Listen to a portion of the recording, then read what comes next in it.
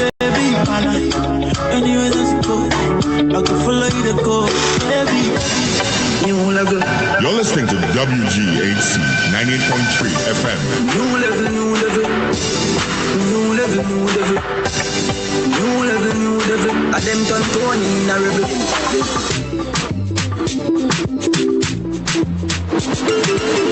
Pam pam banana pam banana banana pam pam banana pam banana pam pam banana pam banana banana pam banana pam banana pam.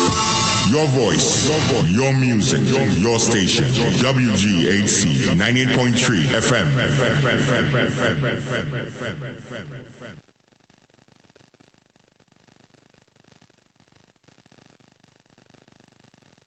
Bro, we struggle. That is the rule and protect that I life. Roman and Brad. Africans with African pride.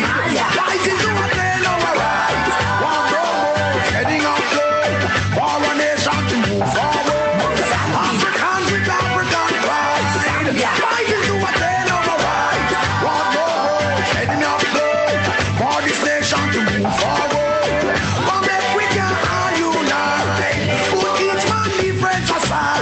Why can't we just come together? See some tribal wars and fight. Who knows better us do better? A source of collective insight may not be exposed to education, but surely know some from right. Africans with African pride. It's so cool. Praise the Most High God every day with your whole heart desire. Lift the mind, lift the mind. Hello, I'm Jesse White, Illinois Secretary of State. This is Danielle Mitchell with Average Black Girl. Hey, this is Don from Our Voice. This is Jeff Badu from Badu Tax Services. My name is Agwedima. My name is Olivier Kamanzi. This is Chateau. My name is Eme Adibe. And you're listening to Progressive Mind. Progressive Mind. Progressive Minds with your host, Alinko, on WGHC 98.3. It's every Tuesday night from 7 to 9 p.m. on WGHC 98.3 FM. This is Sana, host of Progressive Minds. You can also call me Alinko. Join me every Tuesday between 7 to 9 p.m. Central Time. We'll be coming your way with topical issues that pertain to our community, issues that relate to you and I. Join the #1 community building show in the entire world as we seek to uplift our community. If you're outside the range, just download the TuneIn app on Google Play Store and search for WGHC. If you're an Apple user, just go to your App Store and download WGHC app. You can also ring 563-999-3221 to listen to us live. Search for Progressive Minds on Facebook, like the page, and turn on your notification. You can also catch us on YouTube by searching for Progressive Minds. Progressive Minds, to whom much is given, much is required.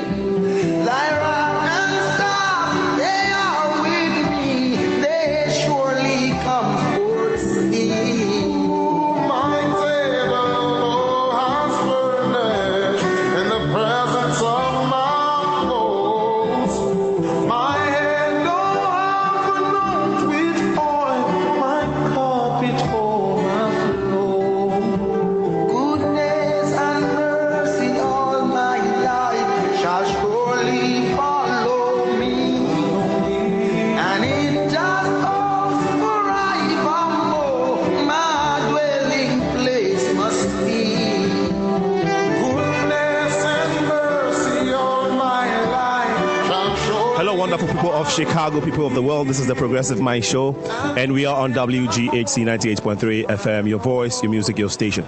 This is your host, Alinko. Today we'll be talking about building the bridge, and some of you may understand why we have to talk about this. Some too may disagree. At the end of the day, we want to start the conversation, which is very essential to our community, which is very vital to our very existence as a people. We have in the seats here wonderful people. They're all looking bright, even though the weather has been gloomy. It's Joe, can you tell me what the temperature is right now? have to worry about it. Okay, that's fine. Don't worry about it.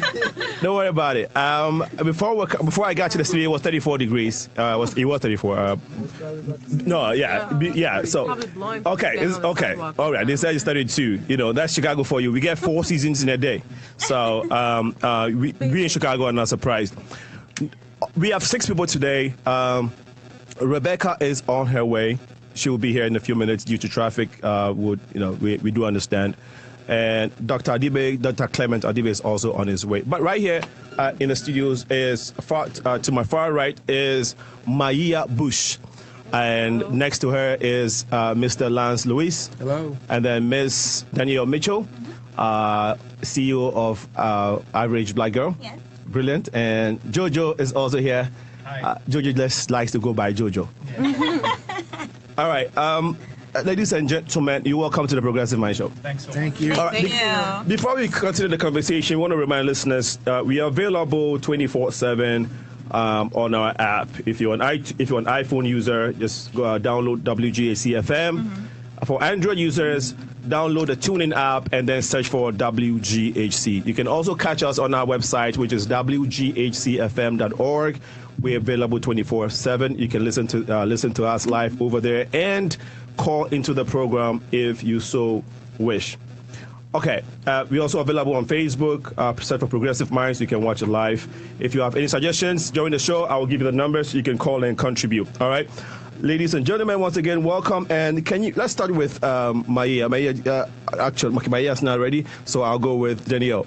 Danielle, just tell us a little bit about who Danielle is and what you do. I mean, yes. First. So my name is Danielle Mitchell, and I am an African American, 100%. And I do marketing. So my major was marketing at the University of Illinois in Champaign-Urbana. I worked for L'Oreal, and that was my first internship. Then I worked for Coca-Cola for about 4 years. Mm-hmm. And after that, I decided to go ahead and be into my business full-time. Mm-hmm. So with Average Black Girl, we are just taking what we learned in corporate and bringing it to small businesses with the focus of having black businesses start and to create more black millionaires. We believe in generational wealth, and having a full-time job plus a side hustle is the way to go. And so I hope businesses do that. Brilliant. Okay. Love that. Yeah, and then we'll go to the next lady, Maya. Yes. People would like to know who Maya is. Yes. Okay. So, all right. There we go. So my name is Maya. I am an international business strategist for my business, Savvy Studio 53, and I also have a full-time job. Mm-hmm. But my business specifically helps women globally connect by offering their services. I personally help these women that have these businesses, whether you are in Nigeria and you're trying to sell to the States, or whether you're in the States and you're trying to branch out. I help these women elevate their businesses and elevate their online platform. I specifically work with women that do have online businesses, specifically in e-commerce, because trade and commerce is basically my way of connecting us globally. Brilliant. So I gotta get your number, girl. Thank you. Yes, I will have a number to give. Lance, I know you have been the assistant press secretary for the former Mayor Daley for over 10 years. Not quite. Okay. Like 8 years. Yes. Absolutely. You might want to expand a little bit on that, and something else that you want listeners to know about you. Well, first I want to thank you for having me. I'm honored to be here. My name is Lance Lewis. I am a retired former City of Chicago employee. I was assistant press secretary for Mayor Richard M. Daley for a little under 8 years. I started with the City of Chicago in 1984 under Harold Washington. I was allowed to retire at the age 53, so I guess that's why the city and state are going broke. But I've seen a lot of changes in my public life and my personal life in the city, as well as the country and the world. And one thing about technology, it'll creep up on you. It doesn't happen overnight, but things change. All right. And sometimes I don't know if all of us are ready for the challenges that the 21st century is bringing us. Okay. I guess that is another conversation that we would have to have. On Progressive Mind. Yes. We've had. Thanks for throwing that in, because it's very important. Jojo. Yeah. So thanks for having me. I'm really honored to be here. I don't know. Can you guys hear me? We can hear, but yeah. So thanks for having me. Thank you. Like you said, I like to go by Jojo. I wear several many hats because I've done so many things from IT to market research, clinical psych. I'm an avid traveler. I like to photograph. And I describe myself as a student of life and a student for life. Brilliant. Okay. The other two would probably get a chance to introduce themselves if they get here on time. If they don't, they'll get burned out on that one. But most importantly, tonight's conversation is important. And as I said earlier, you can join in later. I'll give you the number to do so. In the studio as well. I'm sure. I think everybody here have seen Black Panther. Yeah. I want to move to Wakanda. If it exists. Hey, It's here in Illinois. Jojo. Does it exist? Oh, Jojo, if you've seen the movie, tell me one thing that movie speaks to you. Okay, I think whoever designed the costume had several things right and a few things wrong. And yes, please bear with us. Yes, of course I'm sharing it with her. Yeah. Yeah, so the costume was excellent. They got the accents very well. Now, this Wakanda theory is an interesting one, if it exists. But it has several dimensions to it. Okay. Because you realize that they were trying to portray some parts of DRC Congo. For example, where you have all the natural resources hidden in an oasis, surrounded by a lot of turmoil. And that is what is going on in DRC. Okay. So to you, they got a lot of things right when it comes to the culture and the cultural richness of Africa. Exactly. And but they also they exaggerated. Yeah. But Brilliant. that is Hollywood for you. They Yes. exaggerate all the time. Okay. Danielle. Yeah. Here you go. Briefly. Okay. Okay. So, well, first of all, the book was written in the 60s. So, like, a lot of these things were already written. So, exaggeration was, like, the idea. Right. But I came away with Wakanda. Like, first, I was mad at Wakanda. Like, I was pissed the first night. I couldn't even go to sleep. I'm like, so you just sat there and didn't help us? And then I was like, okay. Seriously. Like, Okay. I was all in my feelings. Yeah. But so that was one part. Okay. But then I started thinking, like, okay, there is reality pulled from the story. So Right. what can we take from that? Right. And so my theory is that Wakanda, well, really T'Chaka. So T'Chaka is T'Challa's father. He was the real villain in the movie. And I feel that in real life, T'Challas are black billionaires and millionaires that don't do anything for the So for the race. Okay, so Hold it. Okay. to you, the message to you in that movie is what? What can you tell me one thing that movie speaks to you when you watch it? One thing. So one thing is that black people everywhere, if you have money. Now, if you're poor, we're not talking to you like survive. But if you have money to give, if you are a millionaire or a billionaire, You have to billionaire give. specifically, You have to give. It is your God-given right to give to your people. Thank you, Maia. There's one thing. If you watch the movie, you've seen the movie, right? Tell me I one did. thing Okay, that jumps I at will- you when you see it. I will try to minimize this as small as possible. No, please do because of time and everything we have to talk about. I know. That's We'll why have I a want to private just discussion. yeah. Okay. So same thing. The first time I saw the movie, I only saw it once. I do want to go see it again, but I felt all kind of ways. I was pretty emotional about it. I actually didn't think that they represented the African American properly there. I thought that it was a horrible representation of character for the African American, whether it was the woman there as well as the man. They had a saying where they said T'Challa was actually the good enemy. In your opinion, the movie did not represent African Americans well to the best of their ability. Absolutely. I mean, they completely destroyed it. I mean, Okay, they made good. the person Thank you. look like a BIE. Thank you. So, Rebecca, have you gotten a chance to watch the movie? Trying to minimize Yes, it. I've seen the Okay, movie please times. get a little closer to Danielle. Okay. No, yeah, shift closer to her. I think I'm Okay, good. Okay, all right.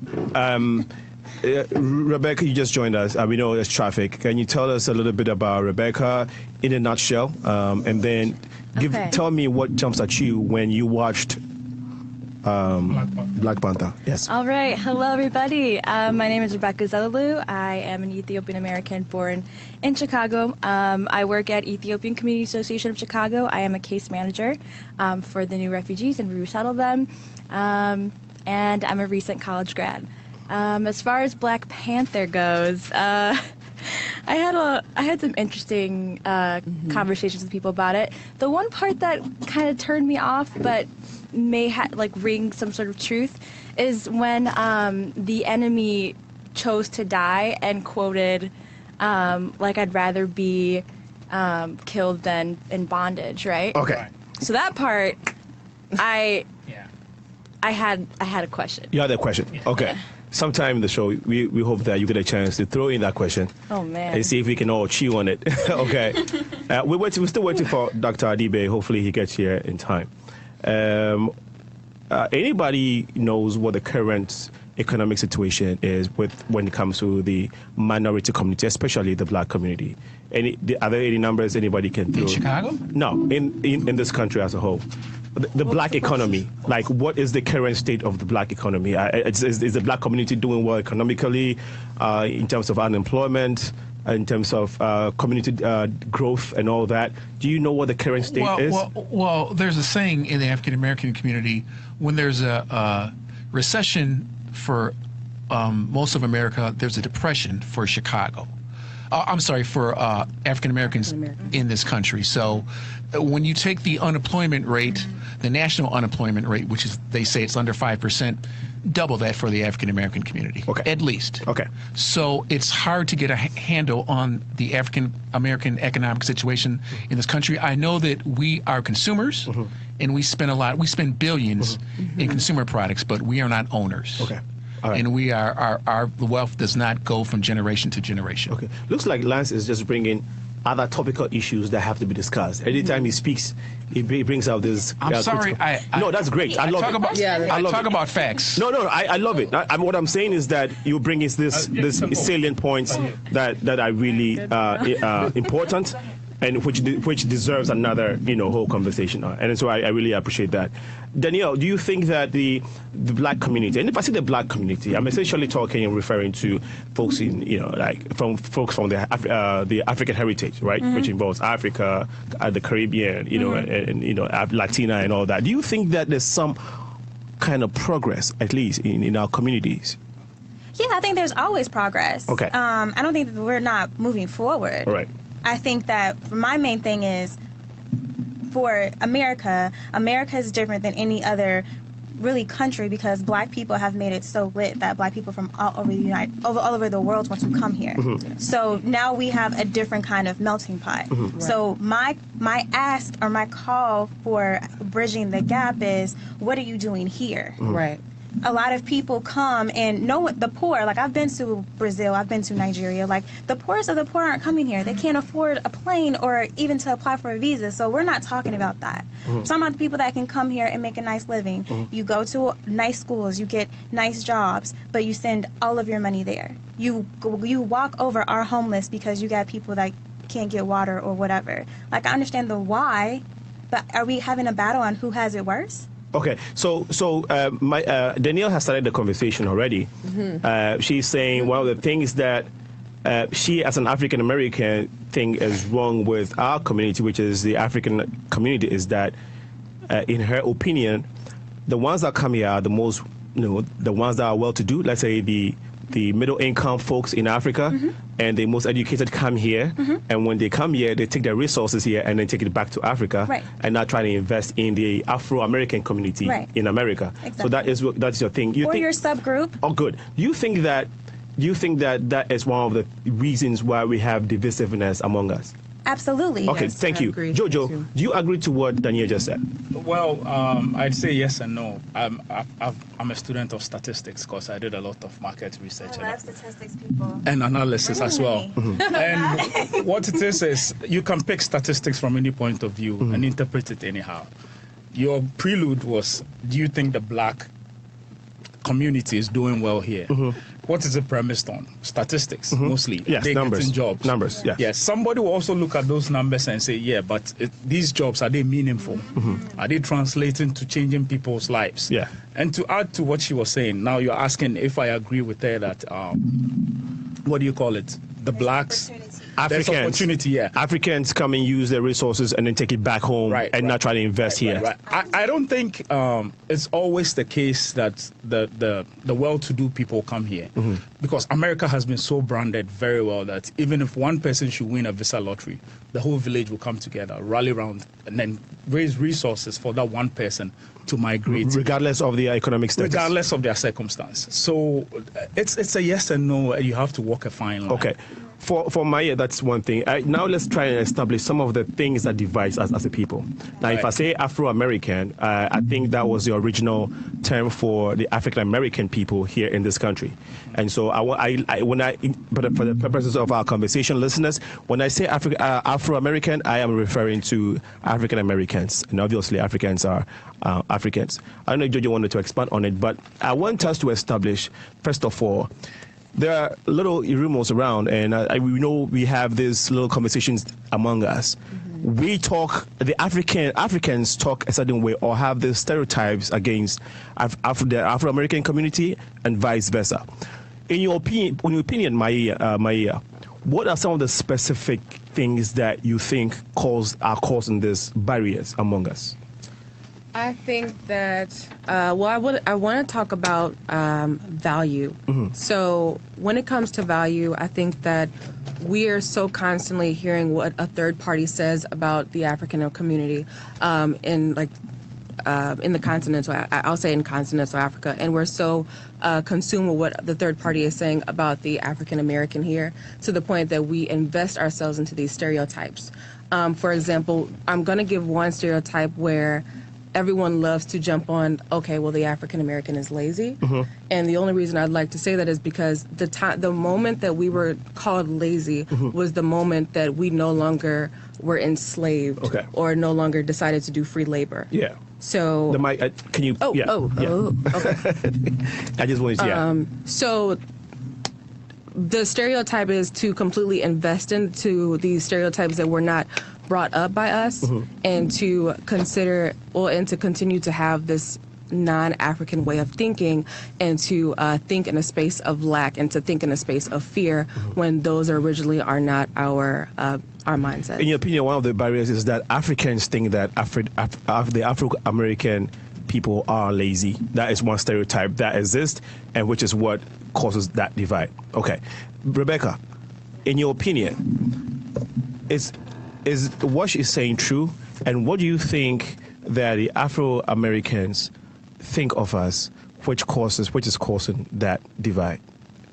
I do believe in a way that she's correct. Okay. I think this issue is multifaceted, and as like the middleman in this conversation, I feel like, because I grew up here, was born here, and all of my family's from Ethiopia, so I've always been kind of like explaining to both sides like why it is what it is. So I think we just have we don't understand each other's values, and we don't understand each other's cultures. And I think if there was more explanation, more education, and both sides are willing to listen to each other, then it wouldn't, we wouldn't have this idea of, oh, African Americans are lazy. A lot of Africans don't know the slavery history in this country. Even the countries where slaves were taken from. Like, there are some Ghanaian people who do not know about slavery at all. So I think it starts from there. Lance, if you want to chime in on some of the stereotypes. Let's be honest. There is a disconnect between Africans and African Americans. Thank you so much. One thing let's not try to sugarcoat it. No, that is what I'm sorry. That eluded me from the beginning of the conversation. I wanted to make sure that we all agree that there's a disconnect. Now we all do, right? Totally. Okay. We all have preconceived notions of who we are. The Africans get their notions of us maybe from the media in their country and stereotypes and stories. So when they come here, they have preconceived notions on African Americans. We have preconceived notions on as African Americans have preconceived notions on Africans. Right. Okay. Now, Southside, vast part of the city of Chicago, where most African Americans live. Correct me if I'm wrong. I don't know of too many Africans, when they come to Chicago, they settle on the South Side. Everybody comes north. Everybody wants to live north because it's more diverse on the north side. And let's be honest, there's more white people on the north side. So there's enough blame to go around. And as a young lady said, maybe it's because we don't know each other's history. The first thing African American might tell you about the Africans is, well, they sold us as slaves. Now, that was, 400 years ago? Okay? So it is education, it is understanding, and acknowledging that we are two different cultures. And yeah, we look alike, but we're different people. And you can't force us overnight to think that we're going to have like-minded thoughts on how to achieve success. As Jojo said, when African, and I may be wrong, when Africans come over here, I think they have more resources. They strive for education. They want to send their kids to private schools. And they want their kids to do well. They don't want to see you don't see too many African kids walking around with their pants sagging, or too many African kids rapping. Okay? They still feel that education is the way to achieve success in this country. For a lot of us, a lot of our kids, and I can go on and go on, but we are seeing this generation of children under 18 and maybe under 30 aren't achieving the same educational success as their parents. Okay. You wanted to say something? Yeah, if I may interject. Please. The part about Africans focusing on education, I mean, that's true. And I think they come here because they have a mission. They have a goal in mind. They're leaving everything behind to start fresh. And I think that, in Ethiopia and other countries in Africa, you have to pay for literally first grade, second grade, third grade. It's not like in the States where it's, free up until 12th grade. So I think that is the defining marker and reason why most Africans come in with that goal, because they know nothing else and they have to fight for it back home. And you have to understand, too, about the immigrant mentality. Yeah. When immigrants come here, first off, nobody's going back. And they will do anything and work harder than anybody to stay here and to do well here. Okay, so maybe, and all immigrants have done that. And when you're not an immigrant, maybe you take things for granted in this country. Okay. Right. To add to that, yes. Now, let's look at the whole thing from a different perspective. What do you even call migration? I would say migration is, I think it's just when you decide to trade something old for something better in your mind. You decide that I'm fleeing my country because maybe there's war, or maybe the economics are not very good, and I'm trying to reach forth for something better. So when you have that power in your mind and you arrive here, and you see the vastness of the resources, and then you compare it to the scant nature of what persists in Africa, you already think that you're at an advantage. Because back home, you know it. People have to walk miles to get water, to take a shower before they go to school. Right. But here, your shower is well laid out. You don't have a problem with that. You even have an option of cold and hot. Exactly. So we take that for granted. Yeah, you take a lot of people here, quote unquote, may take it for granted. But for the African, when he comes, he sees, no, I am already at an advantage. I have to reach forth and be a better version of myself. Okay. To give a good account of my time here. Lance made an interesting point, which is he said that you can't force us to kind of like get education in, as though there is that notion that Africans think, which ties into my point, that Africans say Africans think of Afro-Americans as lazy, they don't want to go to school, and so I think that is where you're coming from, and I think down the lane we'll try and go into why maybe it's a wrong notion that we think of them as lazy and not trying to take advantage of what they have, and all that. But he also said something about us not being equal, that we're different, which is interesting. And I would want 2 quick points on that. Go ahead. When you go, first of all, migration is not just one direction. It's bi-directional, because you have people here, and that is what buttresses my point, that it's a mindset thing. You have people here who want to go back to Africa, and you can't fault them. They say, okay, I've had enough of America. I've done this, I've done that. They've achieved certain things in their life, and they want to move to Africa to make impact.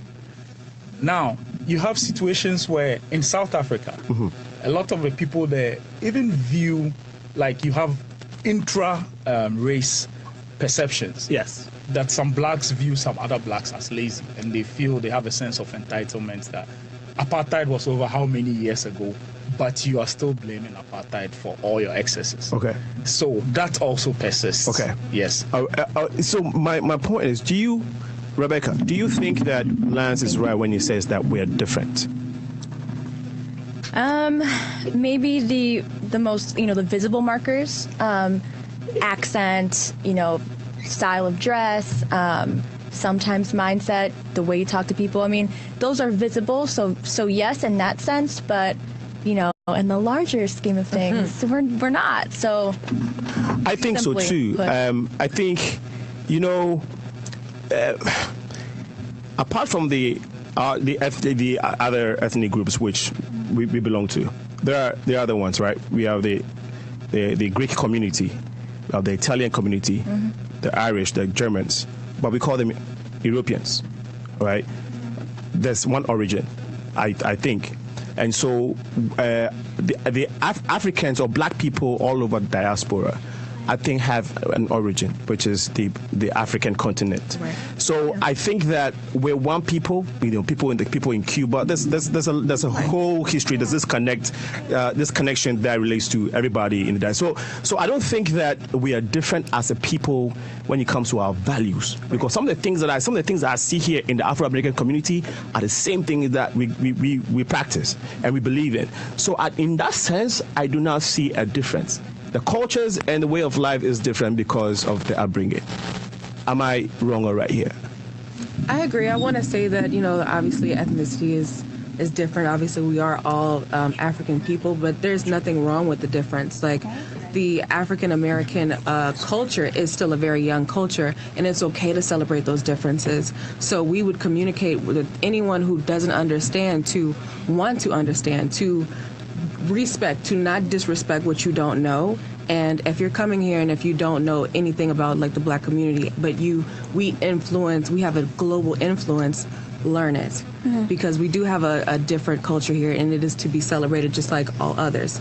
I know, for example, there's in my spectrum of friends, I know a lot of people who have either went back to certain countries in Africa, decided to give back, decided to live there, and decided to take whatever they have in their business and to impact it. I don't hear a lot of stories. I'm not saying it doesn't exist, but I don't hear a lot of stories of the same thing. Like, okay, you decided to come, maybe you're from a different African country, you decided to come here and do the exact same thing because of the divide. And that's what we're trying to see. We're trying to say respect our differences, and that's okay for us to be different. It's okay to respect that and to celebrate those things, and also to invest in each other. When we come back from a musical break, I would like us to go into that argument you raised, which is what Daniel also mentioned earlier. Why are the Africans, why are Africans not paying attention to the Afro-American community in terms of investment or giving back? And all they're interested in is taking their resources back home and in themselves. Would also talk more about some of the stereotypes. Stay tuned. You're still logged on to WGHC 98.3 FM. Your voice, your music, your station. This is the Progressive Mind Show with your host, Alinko. We will be right back. This is WGHC 98.3 FM.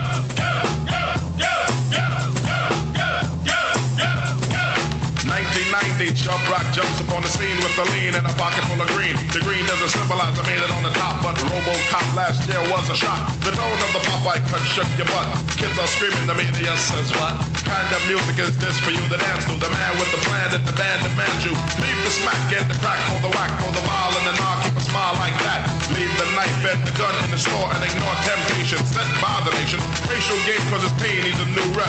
In your heart and mind, never forget who set walk-ins, and when you walk in, you don't just one. Black on black, remember that it's important. Anyway, the shunless one, bring forth the fun. No hatred, the summer's almost done. No time for sleep. Jump in your Jeep and pump up the funky beat. Holy, fever goes off, yo, smash it, then trash it. You're too young to be plumped in a casket. Just get your boys to bring the noise and just swing it. And for the people, sing it. Go, go, go, go, go, go, go, go, go, go, go, go, go, go. with the drop, man, I'm Katrina. I swear, all the money matter, well, I Bahana, I one take or track, a bit more time. I got I smart driver. They did here, and so now you're fatter, America, and Yano who you need to come until I'm baby or change your Kenyatta. Put up one block, rap for me, chain, but I got drop, but I got no break, but I never me talk. Challenge me cut up. And to me, if I would do that, and man, say me yes, sentimental, get my soul, but yet I bind them too. On your mask, yes, say, go, why should I go? I would so cut up. I will go, I will pass the best year. I will be a fool, challenge one food, and check the way you food. When the man is Nick, I say, yeah, but I'm trying to can't man, if you are your baby crying, go broke, man. We need that, our time.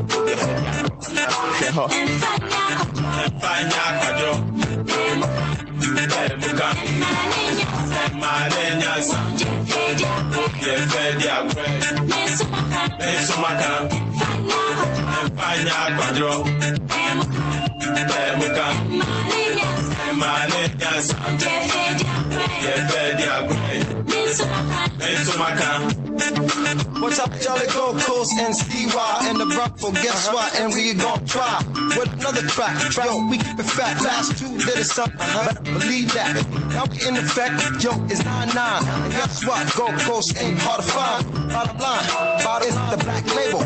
What's that? Come on now, rock stable. We gon' do this like the old school. What you mean? We coming with the new school. The next school, letting our mix. They jump the tape. Sorry, you missed the mates. Come on, Charlie. This is the bang. Africa, you should see how pain. And that's true. And Guido, that's my gang. Come on now, you know we about to read the Afro slang. The Afro slang. So you can hang, you can hang. You can hang. That's true. Go coast, baby. That's 2K. Nice. Market the food. Nanya me ada boma, you black paprika, yes, yes, Atuma Casacasta, Obatame Crempata, one Regica, Giti Basta Basta, and your food. I am the Samacho and Pepia, and Coaching. Then we can cry every hour to Saturn. Kikim, Maria, the poor good. Hey, Ratchet, Chobo, and check it out, y'all. Yan, Buche, rap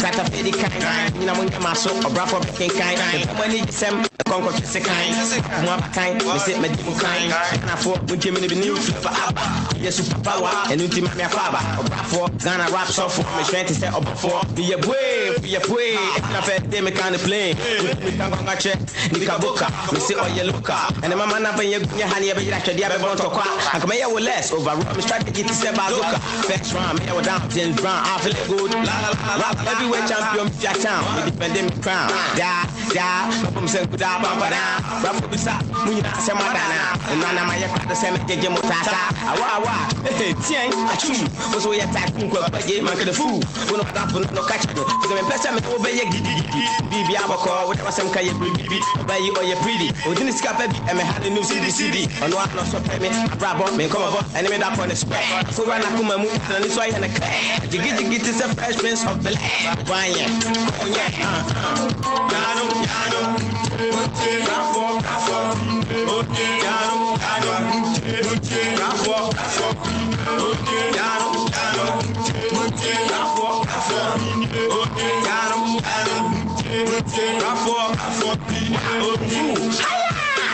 I want to be a minute fool. Show me who is fool. San my yawa too.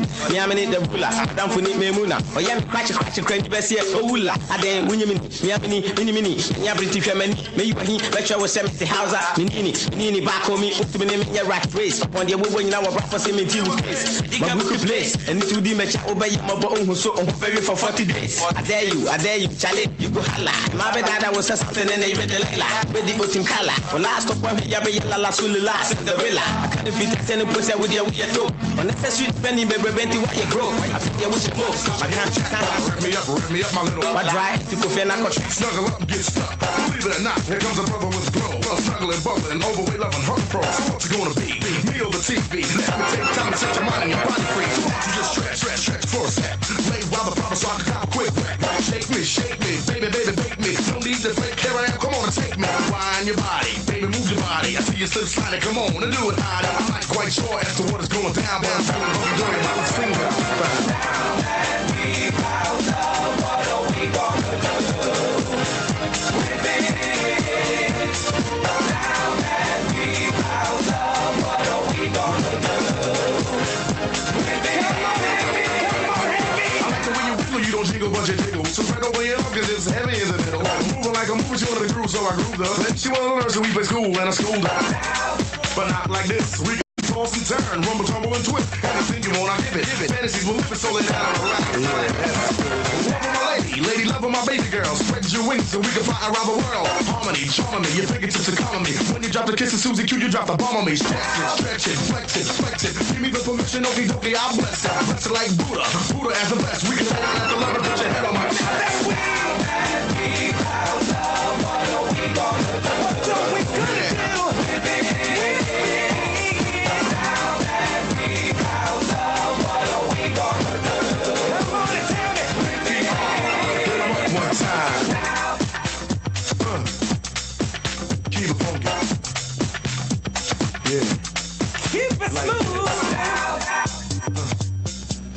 We're still here at the studios of WGHC 98.3 FM, your voice, your music, your station, the only and the first African radio station here in Chicago and to the world.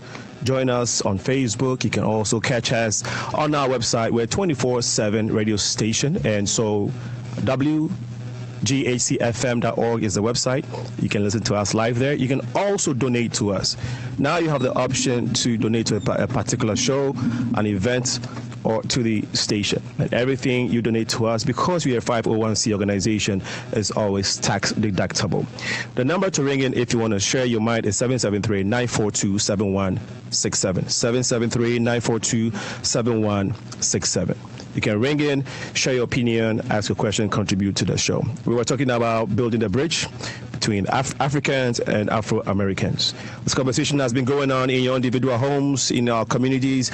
Is there a need for us to openly start having this thing so that we can together build the bridge between among us? Because we are very much the same. The songs we just played, if you were listeners, Chabrok, Treat Them Right. Then we played Pemuka from Obrafour, and then we played and then we played Heavy D. Now, for some of you know African music, you already know what this is. You already know Obrafour and Obrafour. The reason why I play these songs is that these are all hip hop or rap songs, and they are related. Obrafour, what he was saying in this music. It's hip life. Yes, it's hip life. Okay, hip hop and hip life. Okay, that's what we play in Ghana. We call it in Ghana. Right. Okay, that's our style of music. Now there is a connection there. It's all rap. The beats. The message is all the same. All I'm trying to say is that there's a lot that binds us together than divides us. Everything about us is similar, and so we are the same. Now, on that note of being same people. But having to see each other differently. What are some of the things that makes us, apart from the media that we talked about, and apart from and some other sources? What are some of the things that makes us see each other very differently? Which is what Louis mentioned earlier. Danielle, you want to help us? I think that one of the main things that I see is just resources, right? Like, that's pretty much it. When I go to every country I've been to, they think I'm like native. I go to Brazilian, people come up to me. I was in Nigeria, people come up to me. Dominican, like I'm just wherever I go that there's black people. Right. Yeah, that's what I'm speaking. Yeah, of course. People just come up to me. So it's not, at least in my experience, it's not really that bad. Like I can find someone that I look related to wherever I really go. Okay, so you also... I'm 100% African American. Good. So you also agree that we're not that different? I agree that we're not that different. Louis, what makes you think that we're very different? I think our experiences. We're the only immigrants that were brought over here in boats and chains. So we have a different experience of even how we came to America. And view America. Okay. Now, to the immigrants, it's the land of milk and honey. Mm-hmm. To the natives, it's the land of oppression and police brutality. Or we built this. And we're not getting our fair share. We built the White House. It took us 300 years to finally get a black man in the White House, and we built the White House. So I think those are the kind of things that separate us. And I think education, once we find out about our cultures and how similar we are, it should help. But, we had a Back to Africa movement in this country under Marcus Garvey. Mm-hmm. And that was that over almost 100 years ago? 100 years now, almost. And that was the closest, and maybe in the 60s we had some, when everybody was fighting for their independence, civil rights independence, African countries' independence. There was a kind of feel to go back to Africa. Those are the only times. And I'm sorry, when I think some slaves went back to Haiti, the Haitian Revolution, and some slaves went back to Liberia during the Civil War. Yeah. So those were the only moments where and correct me if I'm wrong, where I felt that there was a strong African movement pushed to going back to Africa. And when somebody talked about how come the Africans send their money back and don't invest their money here? Remittance for a lot of these third world countries, remittance is a big part of their economy. And they are expected to make money here and send it back. Okay. Right. But for remittance, Jamaica would be really bad shape. Even Mexico needs that U.S. dollar that the Mexicans make to send back to their country. So that's the issue that I have. Like, I don't care about the why. We can all justify why we do certain things. But until you are equally giving to African Americans or to America and your home, we'll never be equal. And what's happening is what we have now. Cornell University is a prime example. There was a big fight this year because more other than black Americans are in Cornell. So now they're fighting against each other. What should have happened was most countries, like I went to U of I, they normally let in 500 black Americans in per class, right? And that's what a lot of white institutions do. Right. So instead of saying, hey, we're taking the black American seats. No, as long as our subgroup wins, we don't care. What should have happened is there's 500 African American seats and there's 500 for other. But because we're not fighting together, and as long as my subgroup wins, as long as I'm Nigerian and we got the most doctors, I'm good. Right. I'm not going to say anything about everybody else. That's where we have a problem. So I don't care about the why. Like, okay, Jamaica, okay, but you can still be a big brother, big sister. Okay, you can give your time. So you want Africans to speak more regarding do something. Instead of justifying, well, if I don't do that, my economy is going to crash. But Africa got all the billionaires. But y'all want Oprah to save the day. Wait, you say we have all the billionaires? We don't want Oprah to save the world. But we don't have there are more black billionaires in the continent of Africa than in America. But y'all want black billionaires. No, but Africa is predominantly black. So that's exactly. So I'm saying, so you need to predominantly give back. No, okay. What, Jojo? Now, no? As far as resources go, it's a mental thing. I mean, most Africans here come from Africa where there's like very scarce resource, and they get here and there are all the resources here. So automatically they are conditioned to think, how can I give something to somebody who has everything? That's human nature. That's again the why. Yeah, exactly. Bridging the gap. So you explaining your why doesn't help move forward. It's just like, a lot of people, this is my reason, this is your reason. A lot of people... No, I'm coming. Yeah. And there are several ways to give. You can give your time, you can give your treasures, you can give your talent. A lot of Africans actually give their time and talent. It's just their treasures. I mean, look, now there you go. Oprah can bless me way more than somebody that can give me 8 hours of their day. Really, she can bless me with. Also, one thing that let me just finish on this point. Okay. One thing that you don't realize is the receivers of these resources that you give out in Africa. How do they see the person giving the money?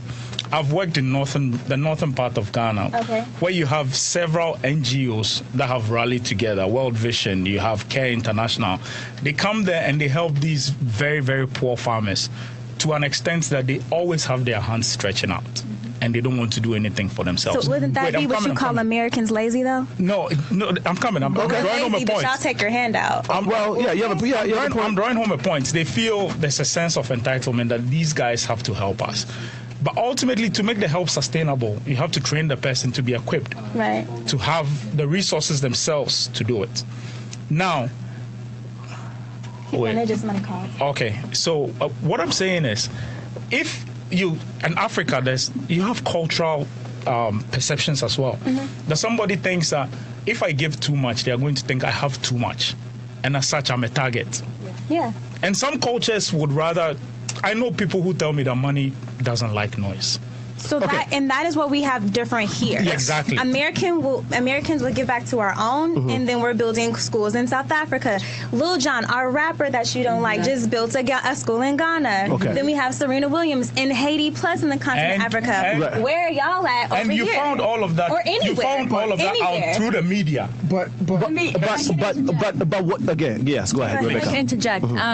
Until third world countries can kind of, level up to a first world country, we're not going to really see anything that we're talking about. Everything's pretty much in theory and not in practice.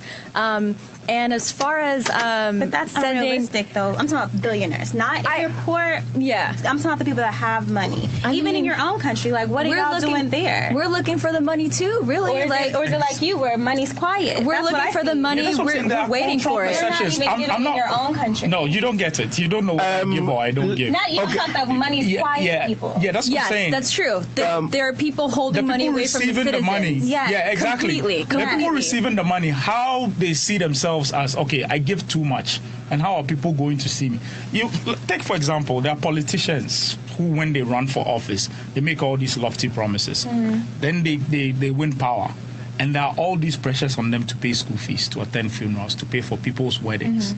They'd rather hide, because they also have families that they need to take care of. And in as much as they give more of what they have, they realize that, sometimes you just have to be a bit circumspect to avoid some of these things. And I'm saying that's why sorry. I think there's an old adage, you got to take care of the home front. Right. Now, she mentioned these are third world countries. This country that we live in is the richest country on the planet, on Earth.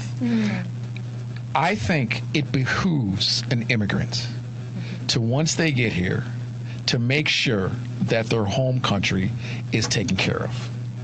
And that if that means sending money back, then that means sending money back. And remember, when they come here and they get the job and they make the money, they pay taxes to this country. So the money that they send back home, I think it's expected of them to do that. So I'm not saying not to give any money back. I'm saying if you want to, you need to have some skin in the game. If you're going to be here, if this is going to be your new thing, like for instance, there's no reciprocity right now, and I've been to Nigeria. I lived in Victoria Island for a month. Real money, right? They got real money. I'm just putting it like that, right? Okay. Yeah. So with that being said, if you're going to come here, how are we going to move forward if you're taking our resources and we're not giving back? For instance, how many scholarships do you guys have that are for African Americans and not Ghanaian Americans? Or how many in your Ethiopian community do you have for African Americans or not, and not just Ethiopian Americans, right? But y'all are okay to take our scholarships that are for African Americans. We don't have, you got to be a product of slavery. We don't have that on our.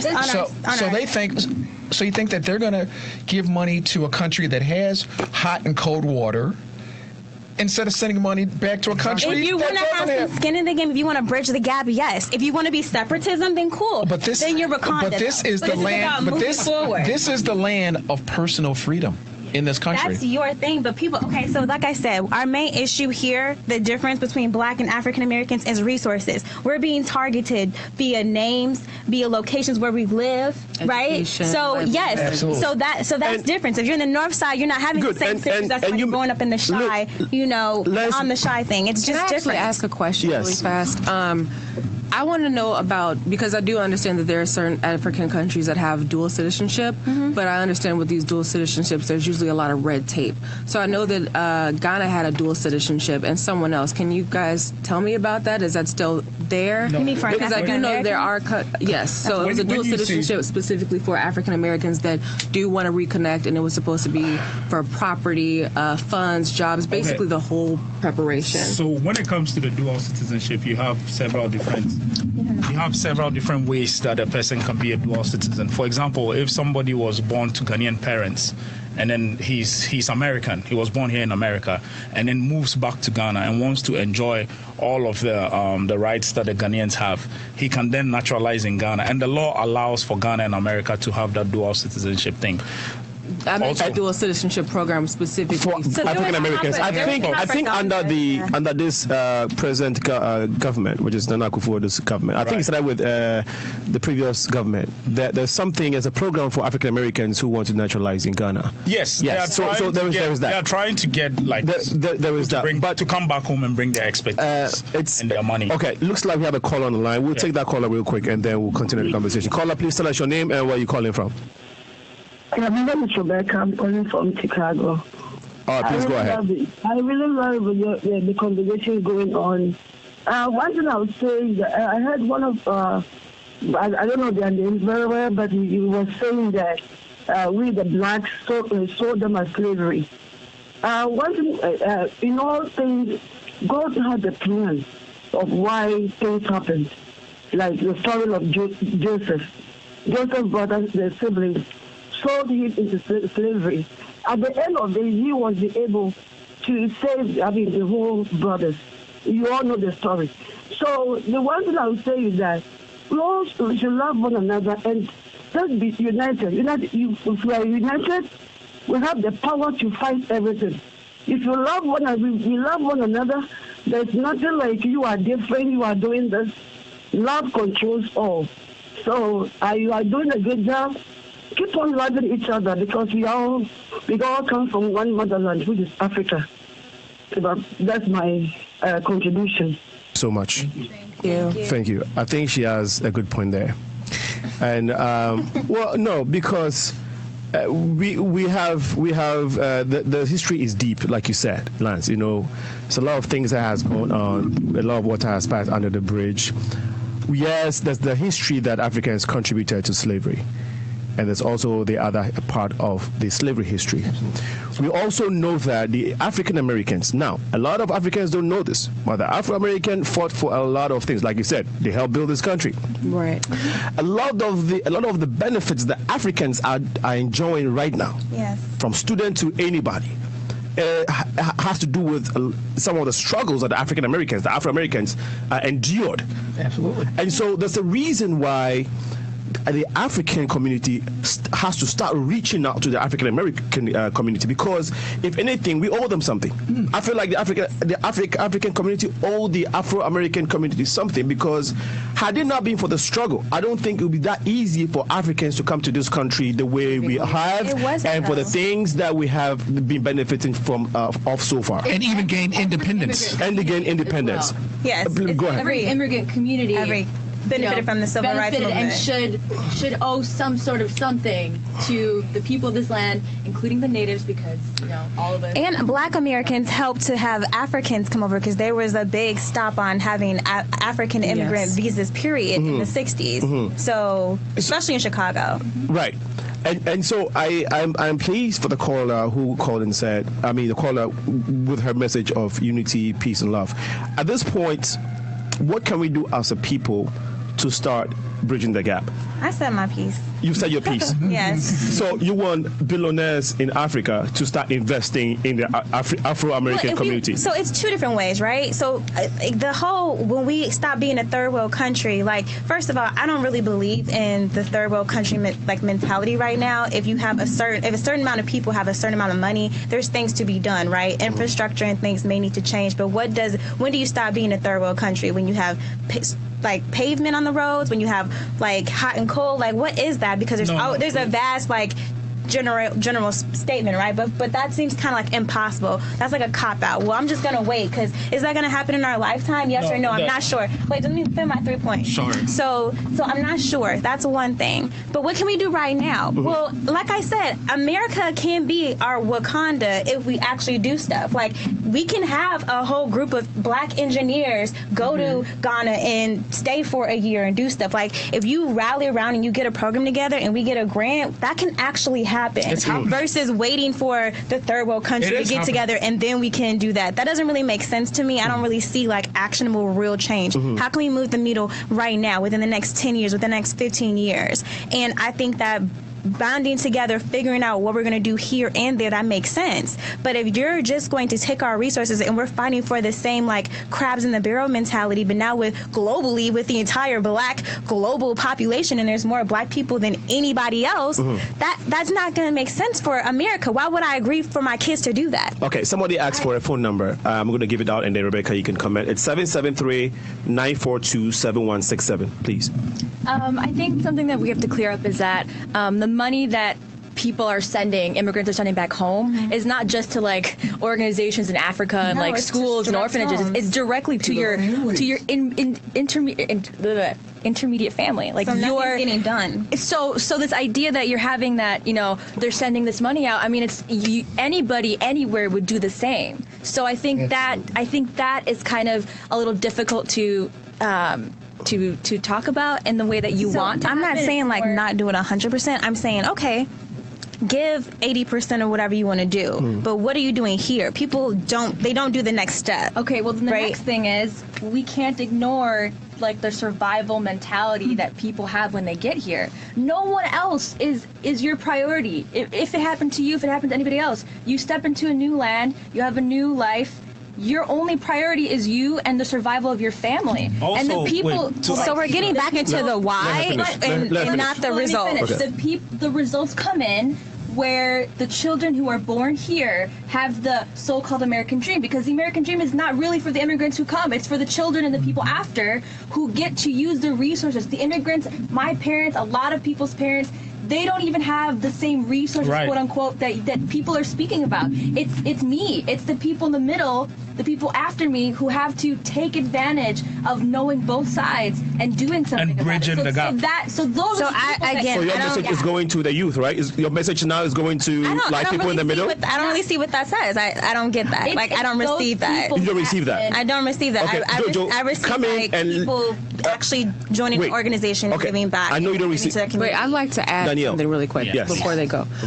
So this conversation actually really highlights something that's something that actually divides us, is we have this individualistic mentality where we only fend for self. And even though we have nothing, there are other communities, and I hate to constantly give examples of this, but there's the Asian community that has nothing, but they ensure that they're putting $10,000 in a pot to make sure that they can all own Chinese beauty supplies in our communities. So unfortunately, we have to actually we have to practice what they call group economics. Even when we have nothing, like she said, 80%, you're giving 80% to your family because your family absolutely needs it, but unfortunately, based on the condition that we have globally, we have a mission. So unfortunately, we don't have the luxury that other communities have to ignore these issues. It's unfortunate. Like, we can't say, like all lives matter. We don't have that luxury at this time, just based on the we're under attack. And I'm not trying to get too deep into that, but we're under attack globally, and my position into that is, I understand you got to fix your home before you help somebody else. However, based on our community, it's going to continue to keep happening if we do not address it together. It's kind of like, and here's the best place.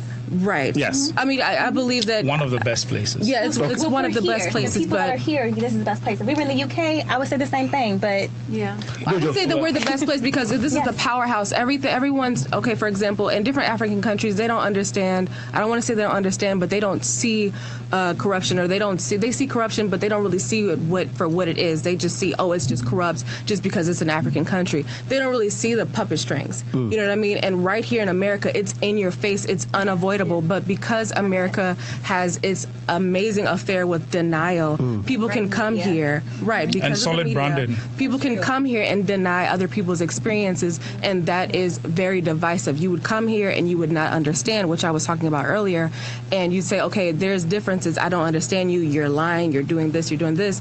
But honestly, we literally do have to practice. I'm not saying this is going to be a tomorrow thing or a kumbaya thing, but to practice group economics, knowing that yes, there's different African countries that, we know what poor looks like, but it's the same stuff happening here. Okay. Our children, and I'll let you go, but our children are literally dying in the streets. You have this American dream where it's like, oh, you can get the big, beautiful picket fence in the suburbs, but here's the catch.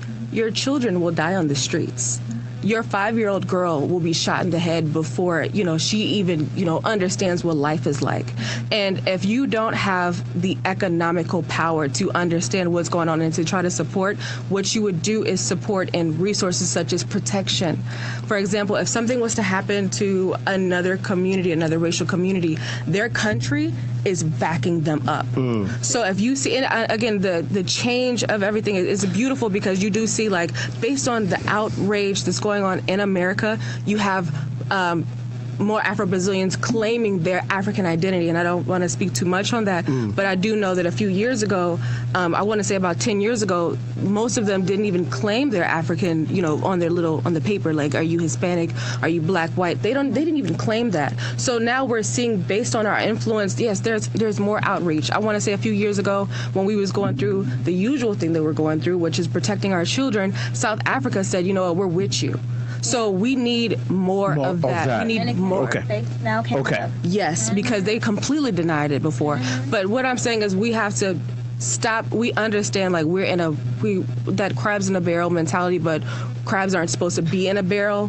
That's the end of the day thing, and we have to say, okay, unfortunately, we got to give to our families, but we have to know that at the end of the day, we have a bigger mission, and we can't just, act like it don't happen and say, oh, I gotta support my family first. Like, you have to support your family and give back at the same time. Can I? I'll stop there. Put this out there. There's a petition. In addition to that, to what you're going to say, please help us understand the historical background or what influences the behavior or the demeanor of the African American, because we react to things in different ways. Okay. African Americans fought in the Civil War to be accepted as Americans. They fought World War I to be accepted as Americans. Fought in World War II to be accepted as Americans. Not to be accepted as Africans, to be accepted as Americans. This is our home. Okay?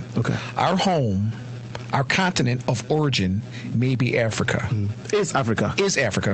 But this is our home. Okay. This is what we know. Okay. In this country, now, democracy was introduced in Africa, I guess, in the 60s, correct? We've been dealing with democracy since 1776. We've been dealing with the right to bear arms, the Second Amendment, the right to vote, and the right to live your life in the pursuit of liberty and happiness for 300 years. And you have to fight the entire time for these. You have to fight, but we just want to be, I think, and somebody correct me if I'm wrong, callers, correct me. We want to be Americans. We want to be viewed on as integral parts of this society. Okay. If you're asking us to fight another battle for Africa, and to have Africans and African Americans come together, we got to fix our first problem first, which is dealing with the racism in this country, and finally being assimilated as Americans, and not viewed upon as just African Americans, but as Americans. Now, we thought we had it with Barack Obama. A lot of people said things may have gotten worse for African Americans after Barack Obama. That's up for debate. But this country, it's about capitalism, whether we like it or not. It's about making money and about personal freedoms and about doing what you want to do. In Africa, maybe they don't have the understanding, the luxury of democracy and going in and having hot and cold water and cable TV and Dominics and microwaves. So again, we are at a divide, whether we want to acknowledge it or not. Yeah. Now, there's a petition. I just want to throw this out there. To have the proceeds from Black Panther go to community organizations all around this country. Yeah. That stands against everything, whether we like it or not. That stands against everything capitalism stands for. The investors, Marvel and Disney, put the money up to make Black Panther. The investors get first dibs on that money. Not the community. Right. So as JoJo said, there's this mentality, right or wrong, in this country from Africans that maybe African Americans, and even in your own country, have their hands out. Have their hands out. And, you know, it could be wrong. I'm not saying it's right. I'm not saying it's wrong. But people may view us as, in this country, you're born with a safety net. You have SNAP. You have affirmative. We had affirmative action. You had aid to dependent, ADC, aid to families with dependent children. You know, under not Barack Obama, Bill Clinton is when the black middle class exploded. It was largely because of the effects of affirmative action. Companies were required to hire black people. Schools were required to have a certain amount of African Americans in school. The black middle class, black wealth, it wasn't up with white wealth, but we were inching closely. What happened? Maybe the establishment said they're getting too powerful. So everything that they gave us, they're trying to take back. Voting rights, welfare to work. Med grant. You know how hard it is for an African American boy to go to college? First he has to be accepted, then he's got to pay for it. Right, and they took the Med grant away. The Pell Grant. Okay, so it's hard to be successful in this country when you're up against a lot of things. And I don't think, you talk about the luxury, I don't even know if we have the luxury to bridge this gap the way it should be bridged. Someone also mentioned that companies would choose an African name over a black, and you know what I mean, like an African American name. Studies to show like when you have certain names, you get certain jobs. So let me give you an example. My Christian name is Donald.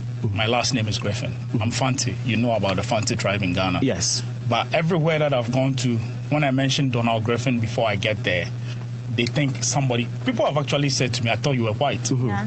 It sounds like a very white name. And there's an antecedent, like my ancestors met with a few white folks who came to colonize them. The British folks. Exactly. And then they took on the Griffin name as a form of gratitude for some good deed that they did for them. And I'm stuck with the name. So I like to use my middle name, Jojo, everywhere I go. But currently, it's not even a good time to use Donald, because when they say Donald, they ask like Trump and say, where's the duck? You know, so, but there are two things. I agree with everything that everybody is saying here, except to add that there's a natural hierarchy of needs that any human being cannot bypass. When you wake up in the morning, you need shelter, you need some food, some people argue, you need sex. More controversially, people are even adding Wi-Fi. And until you do some of these things, you can never self-actualize to help people. Because it's in your mind. Like, that is how you start off. It transcends race. Exactly. It knows every human being. Like, once you wake up, your mindset is, let me take care of these things for myself. And it's part of self-preservation. There's nothing wrong with it. There's nothing wrong with it. Yes. I understand. Yes. Love nature. Yes. Preservation. And once you are able to take care of all of these basics, because if you are in the cold, how can you help someone else? Here you need heat. It's basic. What she's saying is, in bridging the gap, we have to recognize and help others here. It's well and good, but I think, and what Rebecca, right? What Rebecca was saying was, we are naturally set up that once, and there are a lot of families that rally around that one person who got the diversity visa lottery to come here. And once he comes here, he owes them a favor. He can't in good conscience say that I'm making all this money and I won't repatriate some of it back. Am I still on? Yeah, you're still on. Yeah, I won't repatriate some of it back you will be tagged as selfish, and your family line may possibly be cut off. And you know, Africa is very communal. Jojo, yes, I understand your point. Yeah. And so Africans have dwelled on this premise for a long time. Very long time. Okay, and have been overly self-centered. Right. Yeah. Because you and I know that we're Ghanaians. The Ghanaians have been in this country. Right. And have the properties and the assets they have acquired in Ghana. Hold on. Okay, surpasses people who have lived in this country and have doctorate degrees and all that. It's also cultural. No. I look, I understand the things that go around it, the culture and all that. You have some cultures that once they get here, they want to make sure all their family members come, and even friends and wives. Wait, Jojo, wait. Let's go beyond the reasons why. That's what Danielle is saying. Right. Okay. That's the one. You said certain things that it's basics that people need in life. Right. There are also people who have been selfless. Some of the reason why some of us are enjoying some of it, like the Martin Luther Kings, the people who give their life. Right. Okay. Right. People who gave everything they had, their jobs. Look, the reason why we have this radio station is as a result of a young man who gave his career, gave up his good career at Deloitte. He had a good job to the peril of even his own family. To say that I want to pursue something which is not going to bring income, but I want to leave a legacy for kids after us. Right. The reason why we're having this conversation at this station. I'm pretty sure he wasn't wealthy either. Wait.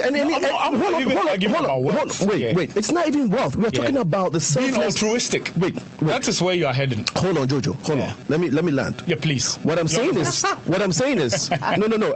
I am making a point, and as I have tried to listen to you all, right. What I'm trying to get to is that there's a reason for us to be a little bit selfless, right? And the example I'm giving with Nana Kofi, the legend of this, whose name is also legend, is that it's not because of wealth. The station actually is not making money.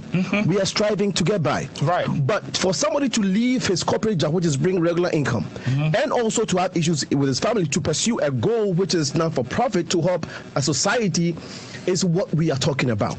Yeah. The fact that Africans can have, once we have that, because he's exhibited that, so because we have it, let's start showing more of it. So the excuses is not what we're talking about. We have every reason to say we're taking our money, we'll go to a 9-to-5 job, save our money, invest back home and all that. But because we have that thing in us to be community, to have that sense of community thing in us, we should start showing more. That's what they're saying. We should start showing more of it. Look, the Dangotes, the Tony Olumelus, the billionaires that she's talking about in Africa. I don't know how many of them that are purposely or intentionally trying to set up programs here or for Africans in the diaspora. We could have a Black United Nations. I understand that. So that is what we're talking about. I think as Africans, we have to start moving from, you know what, my family back home and the school fees I have to pay back home, and say, let's identify a boy and girl club. Is that what they call it? Boys and girls club, or some community organization event. Chicago Urban League. Okay, anything, and say, you know what, I am going to give $10 to that event, because guess what? We give $10 to World Vision. Any other big organization that calls for us to donate, we donate $10. We subscribe every month. How is it that we are not focusing on our own brother and sister community? I think your lines are hot. Yeah, no, wait. No, the lines are hot. They can wait. Hey, you're wrapping up.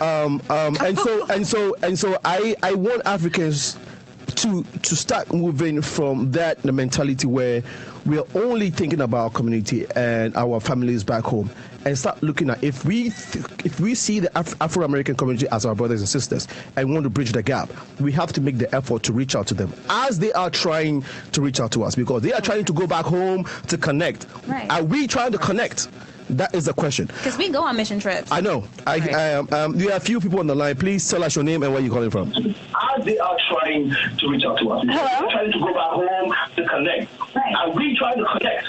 That is the question. Because we go on mission trips. I know.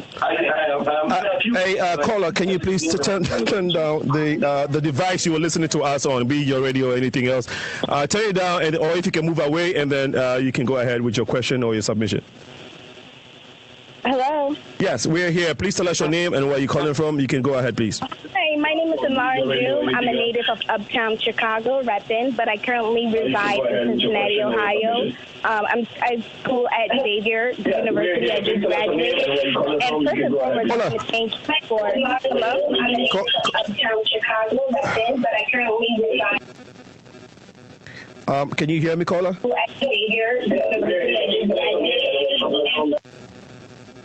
Okay, if you're listening to us and calling us at the same time, in order for us to hear you, please turn down the volume of the device you're listening to us on or move away from it so we can clearly hear you, please.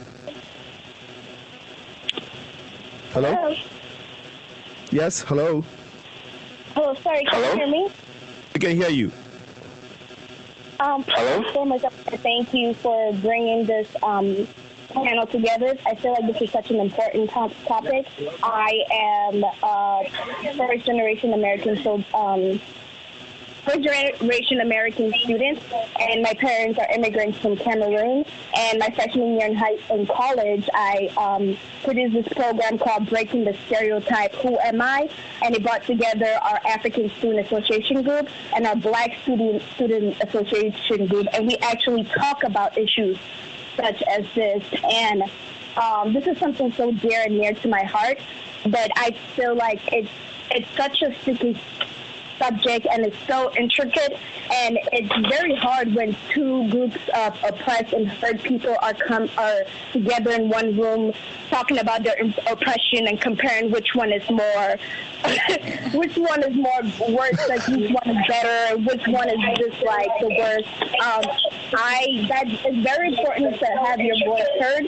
That's why I really appreciate my Habitat sister. I'm sorry I don't know your name, but thank you so much for looking up and saying what you have been saying, because most my friends and I are listening in, and we really resign with you. And for I'm sorry, I don't know the other girl's name. But okay, the ladies here are Maya, Danielle, and Rebecca. And if you can please wrap it up for us, we have a few people on the line, and so we can move on, please. Okay, I just have one question, and my friend is going to ask that question. One second. So my question is, as we talk about building the bridge between Africa and the Afro-Americans. I'm from Kenya and I'm in the U.S. currently. But my question is, when we talk about time to bridge and everything, and we recognize, like, especially women in both communities, women still don't have the place in the society like that are being recognized. Women are like the double minorities. When we talk about building these bridges, how do we talk on issues about gender, and how do we create a bridge when I think another gender is being left behind? Thank you for your question. And do we have another call online? No? Okay, yeah. Caller, please tell us your name. Please be brief with your submission. That way we can continue with what we started with. Hello, my name is Emmanuel Champon Sena. It's me, Emmanuel. Brother, go ahead, please. Yeah, I really love the show right now. Like, I've been listening to each and every one of you. You are all making a brand point, and nobody is wrong. Because, like my sister was saying, what are the Africans also doing for the African American community in the U.S. over here? Because if they can go back home and, invest in our people, do certain things for them, what are we also doing? If we want to bridge the gap, we have to also try and at least start from the little ones. Like the last time when I came on your show and I was saying, some of us, we've already grown. We have our mentality from as a Ghanaian, as a Cameroonian, and as African American. We all have our mentality already grown. So if you want to bridge the gap, we have to start from the little ones who are coming up. From their grade school is when we can, start these clubs like the Afro clubs, so we can start teaching them some of the African values, some of the things they should learn from the grade school before they transition into high school and college. Because trust me, if you get to college, their mind is already formed. It's really hard for you to teach so many things. But if we can start from the little ones, then, we can go, much higher. And like my brother was saying, from Ghana, we have to send things back on fire. Yeah, we all have families. But we have so many African communities, even on the north side in Chicago over here. We have so many of our people who are in higher positions that they can, if we have like an established scholarships for African and African Americans, who are struggling to get to school. I mean, that would be great. But ask me, how many do we know? Yeah. How many invest in us? We don't even care. If an African comes here in this country and doesn't know anybody, his or her life becomes miserable because the person is going to be misled. Nobody's going to teach a person the right things to do. Something that could take the person 2 years will end up taking the person 5 years. Yeah, Ima, if you can please wrap it up for us. Okay, so I'm just saying that, I mean, what you guys are saying is really great. But, just burn it down and find ways and means to start culturing the little ones coming. So by the time they grow up, some of these things wouldn't be an issue right now. Thank you so much. And that's the reason why we're having this conversation. Your point has been taken. You made a brilliant submission. Next caller, please tell us your name. No more. Okay, I'll go. We have a few people on Facebook here. I just want to give a little bit of shout out to Eddie Montana, Rebecca Mode, just called in. She says, great show. Rita Semako, Fiajo Tevia, Francis Ajay, Jones Ajay, L. JD Charles says facts, and Fasika, I'm sorry, is that your sister? Fasika Zelu, she has a last name. Yeah. Okay. Mary Obi says, thank you for this conversation. Renee Dunn says, great topic. She says, one of her comments is that it's light skin versus dark skin prejudices in the AA community. Are you talking about the Afro-American community? AA, may stand for something else, but that's a comment. And then LJD Charles says, collectively anything with melanin have different upbringing, but from a worldwide perspective. Black post-U.S. slavery or African, we are all considered the same from the other perspective. Well, hopefully people understand what this means. But his next comment is, but y'all bring up some good points. I'm patiently waiting on Rebecca's question about Killermonger's quote in Black Panther movie. Yeah, okay. Like when she started and said. Okay, so note that down. Note that. I'll go through a little bit and then I'll give you a chance to respond. Enela Lala Indum says, say it's Queen, it's theory and not in practice. I don't know what she's referring to, but now that I know Serena is helping out my home country, I gotta link up with her. But in but in all seriousness, Danielle has a point. Correction: that us is not the richest. Technically, it's in Africa that has it. It's just colonized. The U.S. has just the most available resources. Please try to make a point a little clearer so we can understand you. Okay, Chuku says, 1, you can't tell people how to spend their resources.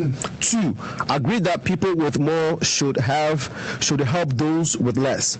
3, Jesus would have stayed in Israel than let me finish. He says Jesus would have stayed in Israel than meet the Samaritan woman where she was, because there were way more women in need in Israel if we follow the stay in your space rule.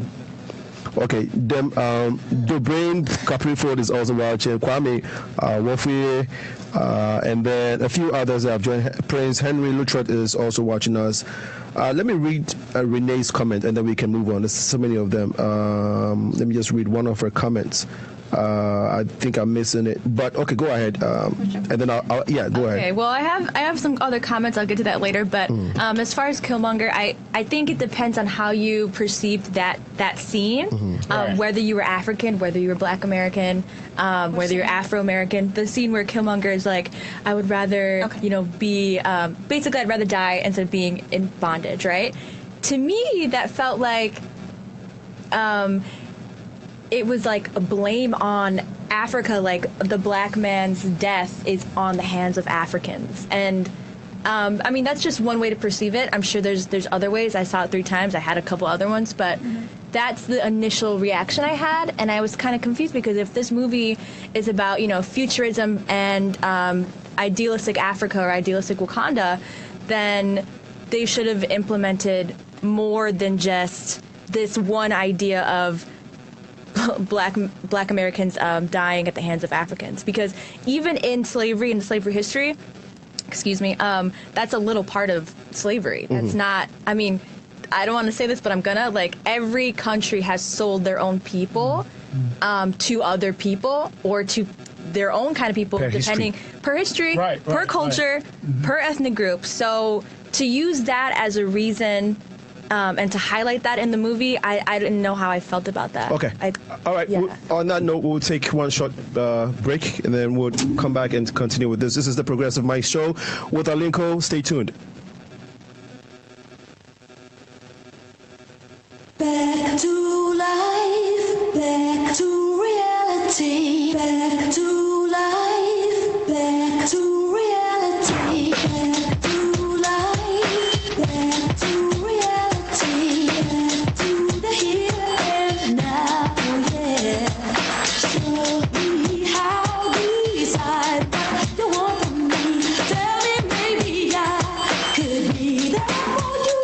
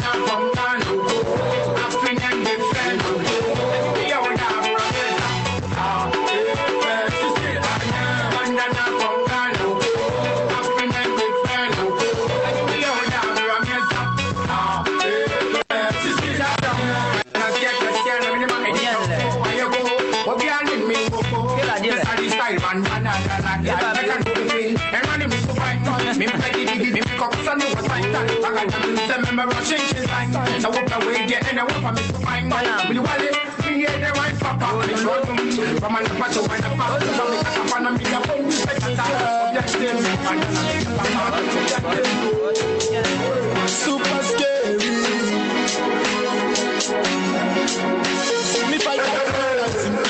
Me dance like Michael Jackson. Me kill a lion like Samson. Speed them up like Ben Johnson. Me rule them like Jerry John Rawlings. Think I'm in a take no nonsense. Me love pretty girl like Yvonne Nelson. Drop beats like Sammy Forcing. Like a Zuma Nelson, yeah, me like boxing. We doing this same, we never passing. When we are race, nobody cross me. Big up all of me bosses. That's why everybody like my thing. Like my thing, like my thing. See, everybody like my thing, like my thing, like my thing. Everybody like my thing, like my thing, like my thing. See, everybody like my thing, like my thing, like my thing. And then I come down, hey, you can get me, falalala. Leave it too tight and bada. Scare them every day, magaga. Dance all king, them all I wanna. I think you is Welcome back. The conversation has been going on in the background, and we know you are also having it back in your homes.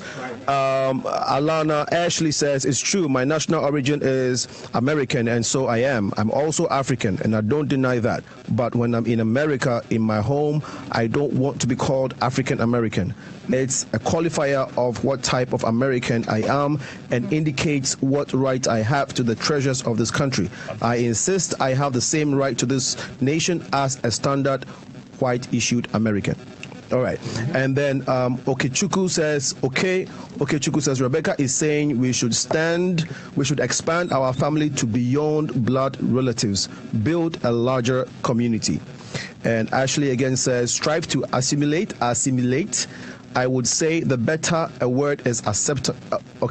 He's saying, the better word is acceptance as Americans. Another A word is access to the wealth America has to offer. However, a growing sentiment is that integration made conditions worse for our community. Bill Anderson says, exactly, we have to stop focusing on only our families and look at the broader issues.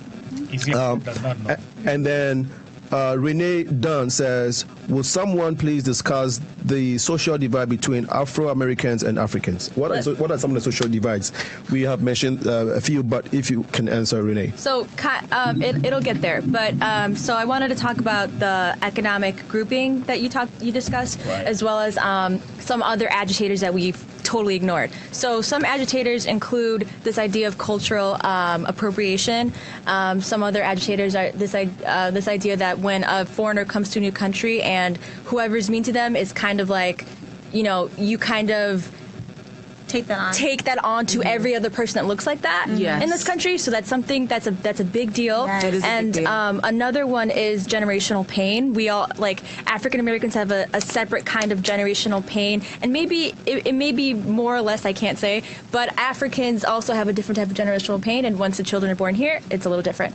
As far as the group economics, in Asia, the difference is history still. Like, we still keep ignoring this idea that history is not a factor. Like, it's too big of a deal. A lot of Asian Americans know where their roots are, and a lot of Black Americans don't and may not ever find out. Like, that's just what it is. So it's hard to have group economics and put money into something when you don't even feel like you belong. Right. And this goes on both sides. And also, home is relative. Like, home could be anywhere. It could be where you're going, where you came from. So, and then qualifiers, that's another problem. Like, who wants to be called Black versus who wants to be called African American versus, like, most Africans, first of all, they don't want to call themselves Black because it's redundant. We come from a black country, so it doesn't make sense. And then it's like certain people call themselves Black, certain people call themselves African Americans.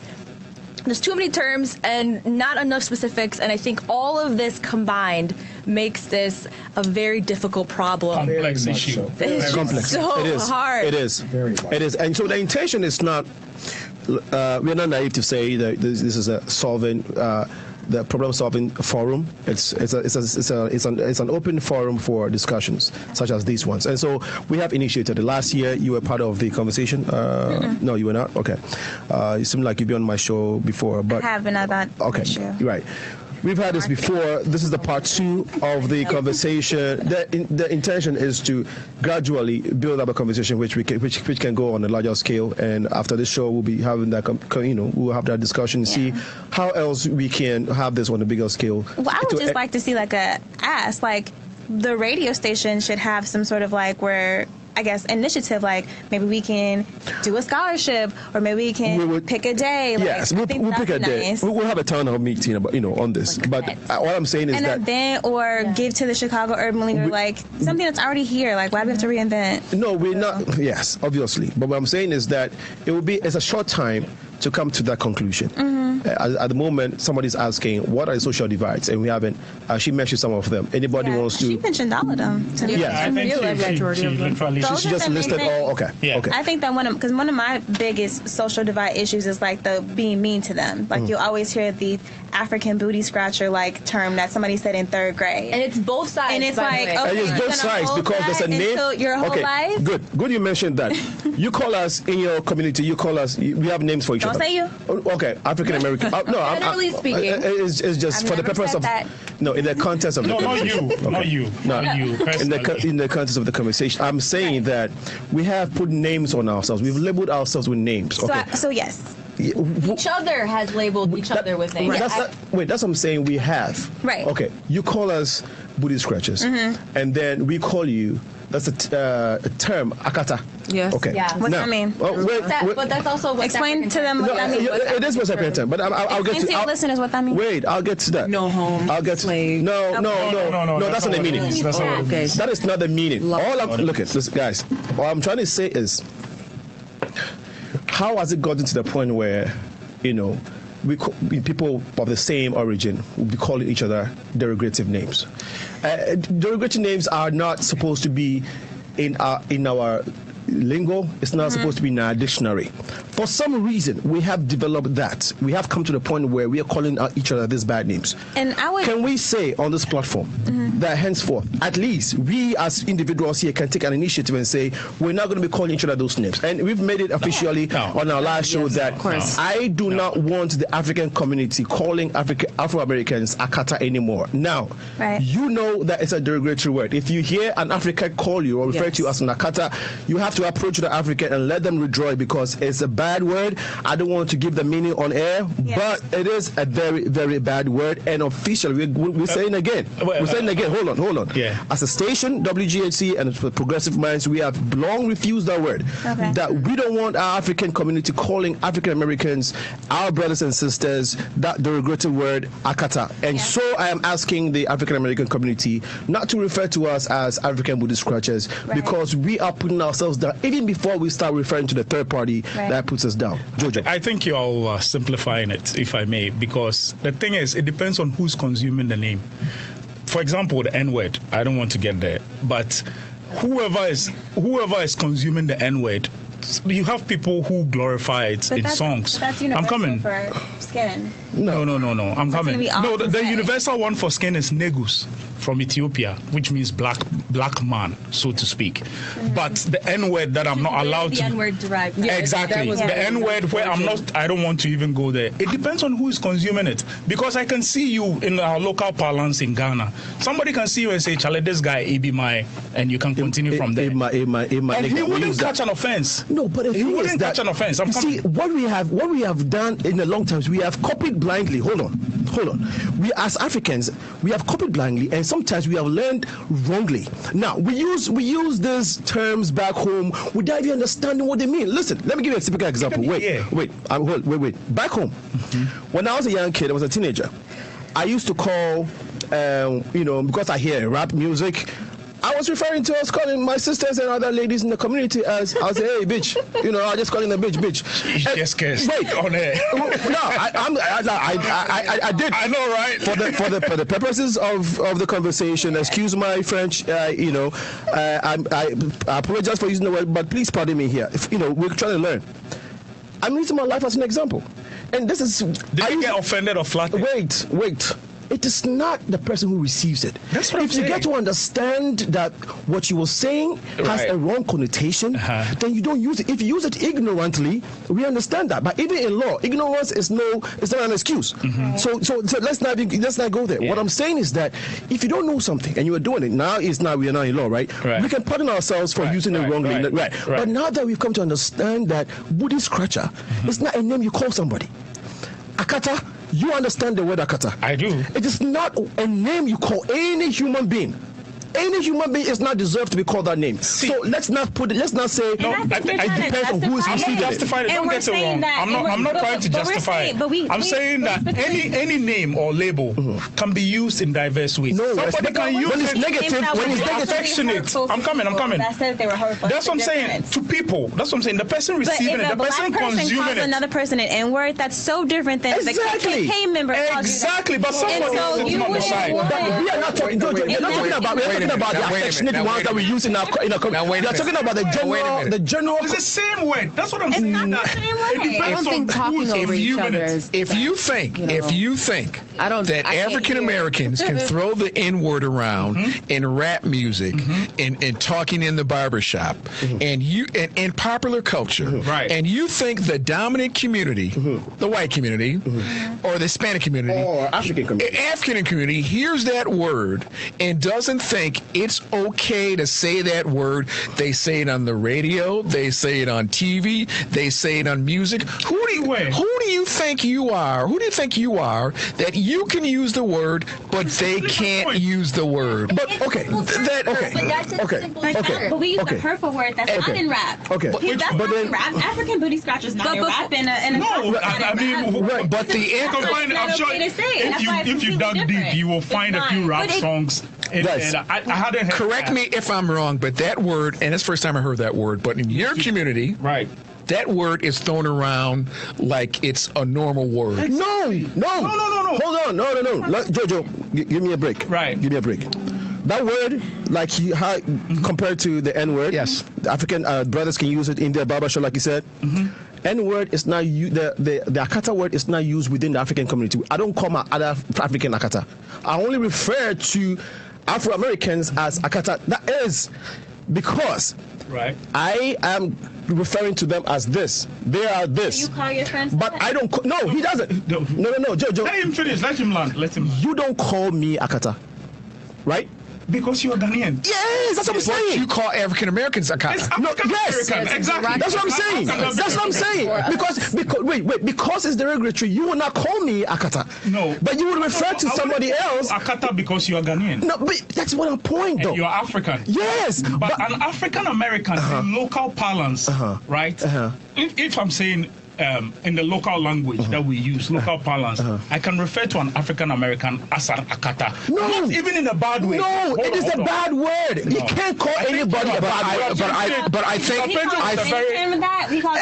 what I'm saying. I think you're talking in theory. I think he's talking in practicality. Exactly. The word is used, and you're saying it's wrong, but behind closed doors, I think the Ghanaian community uses the word to describe African Americans it's okay. Do you know why they use it? You know why? Let me answer you. Why? The reason why, that's what I'm saying, a lot of ignorance. Look, I took my time to try that because over a lot of years, right? When I came to this country, it was already in existence. So I refer to Afro-Americans, Akata. But then it got to a time when the first time I had a show, I wanted to research into it. So I got the meaning of it. And I'm like, wow. So now I know over years. So there are so many Africans who use this word who do not even understand it. So what I'm saying is that, yes, in that sense, in that practicality, they refer to them, Akata. We don't understand what it means. Now, I dare every African on this show to go research the name Akata and find the meaning. Is Akata used in popular culture in Africa? No, only in America. No. The only time we use, listen, Jojo, let me have this moment. There's a difference between using it in popular culture and using it behind closed doors. So I think that's what he's saying. He's saying that behind closed doors, this word is used, but not in popular culture. But the N-word. But the point is, whoever uses whatever derogatory word, wherever you are, it depends on connotation. It depends on who reclaims the word. Unfortunately, who's claiming it when you? Let me explain. The B word is not, it's not a racial thing, but it's reclaimed by women. Yes, and use it all the time to describe each other. In a nice way. All the time. So the point it's across cultures, right? Yeah, right. The B word is across cultures, right? No, it's not across culture. We don't receive it. We don't receive it. You don't even know what it means. So you might not be offended. Exactly. I don't want to yell, but I do know what the B word means, and I can accept it. Okay, please, Rebecca. I don't want to yell over anybody. It didn't work the last couple minutes, but All I know is that regardless of cross culture or whatever, depending on where you are, there are certain words we obviously know they're derogatory, and some people put a spin to it or a different connotation. And so it all depends on the word and the history of the word, and it depends on the people in that society that are okay with it, or if it's in popular culture, if it's not, if it's behind closed doors. All of those things matter. So we can't keep acting like, oh well, we know all these words are bad. Everyone knows they're bad. But why is it that some people are okay using the B word and using it as homie or friend or girlfriend, and other words are like, you can never say this? If we know it's wrong, then all of them should be banned, period. We shouldn't have these like, little ways around things. But people want it both ways. You can't have it both ways. I'm sorry. I agree. If you're going to ban it, you got to ban it for everybody. If you're not going to ban it for everybody, then everybody's going to be allowed to use it. Because this is America. In Africa, we don't use the B word. It's not in our palace, okay? We learned it's an acquired language from here, okay? Yeah, it's from here. Right, and then N-word as well, okay? Yeah. Okay. Right. And in Africa, we don't have akata in our dictionary. It's not in any dialect. You don't even have the N-word. Hold on. The N-word, the B, and akata. The akata, we coined it. The N and the B word, we found it here. We are So if we coined the akata and we don't call ourselves that, but we refer to Afro-Americans with that name, but we don't ever refer to other Africans as akata, then there you go. It leaves me in a bad state of mind, whereby because if I cannot call my friend, you can use the N-word when you are with your brothers, right? And you can, like you said, the B word and all that. So how is it that I cannot call you Jojo, that name, and I can call Afro-Americans that name briefly? Yes. Why that is? Now, assume that you had your girlfriend in Ghana and you called her my Jole, and Jole evolved. Jole is a very nice, affectionate Ghan word. I'm from Ireland. Okay, Jole is a nice, affectionate Ghan word for somebody who is your wife. What I'm driving at is, if you can use Jole in that context, and assume, just for the purposes of this argument, assume that akata didn't evolve to a sense. Akata means animal. No. Go and ask any. Listen. I know what akata means. The reason why I don't want you to continue the conversation is because now you're making excuses. I'm not making excuses. I didn't even finish. Okay, caller. We have a caller on the line. Please go ahead. Maybe the caller. Yes, the caller will help us. What's your name and where you calling from? Hi, my name is Oge, and I'm calling from Chicago. Hey, Oge. Thanks for calling in. Please go ahead. Okay, I just want to make a small clarification. Use of the term akata and the N-word is like interchangeable, okay? And let me explain. Even here, how they use the N-word, that N-word this and that N-word that, usually, if it's not amongst brethren, it's used in a negative term. For example, Barack Obama is not an akata, he's an African American. Or we'll say somebody like Chief Keef is an akata and the N-word, if you get what I'm saying. Yeah. Akata and the N-word is not even so much refers to color anymore. It refers to a behavior, how they act, how they are. Just like there's a difference between a respectable black man or African-American man and the N-word, and you know what I'm talking about when we're talking about ninjas out here. You got black and you got ninjas out here. And that's how it is with, like, akata.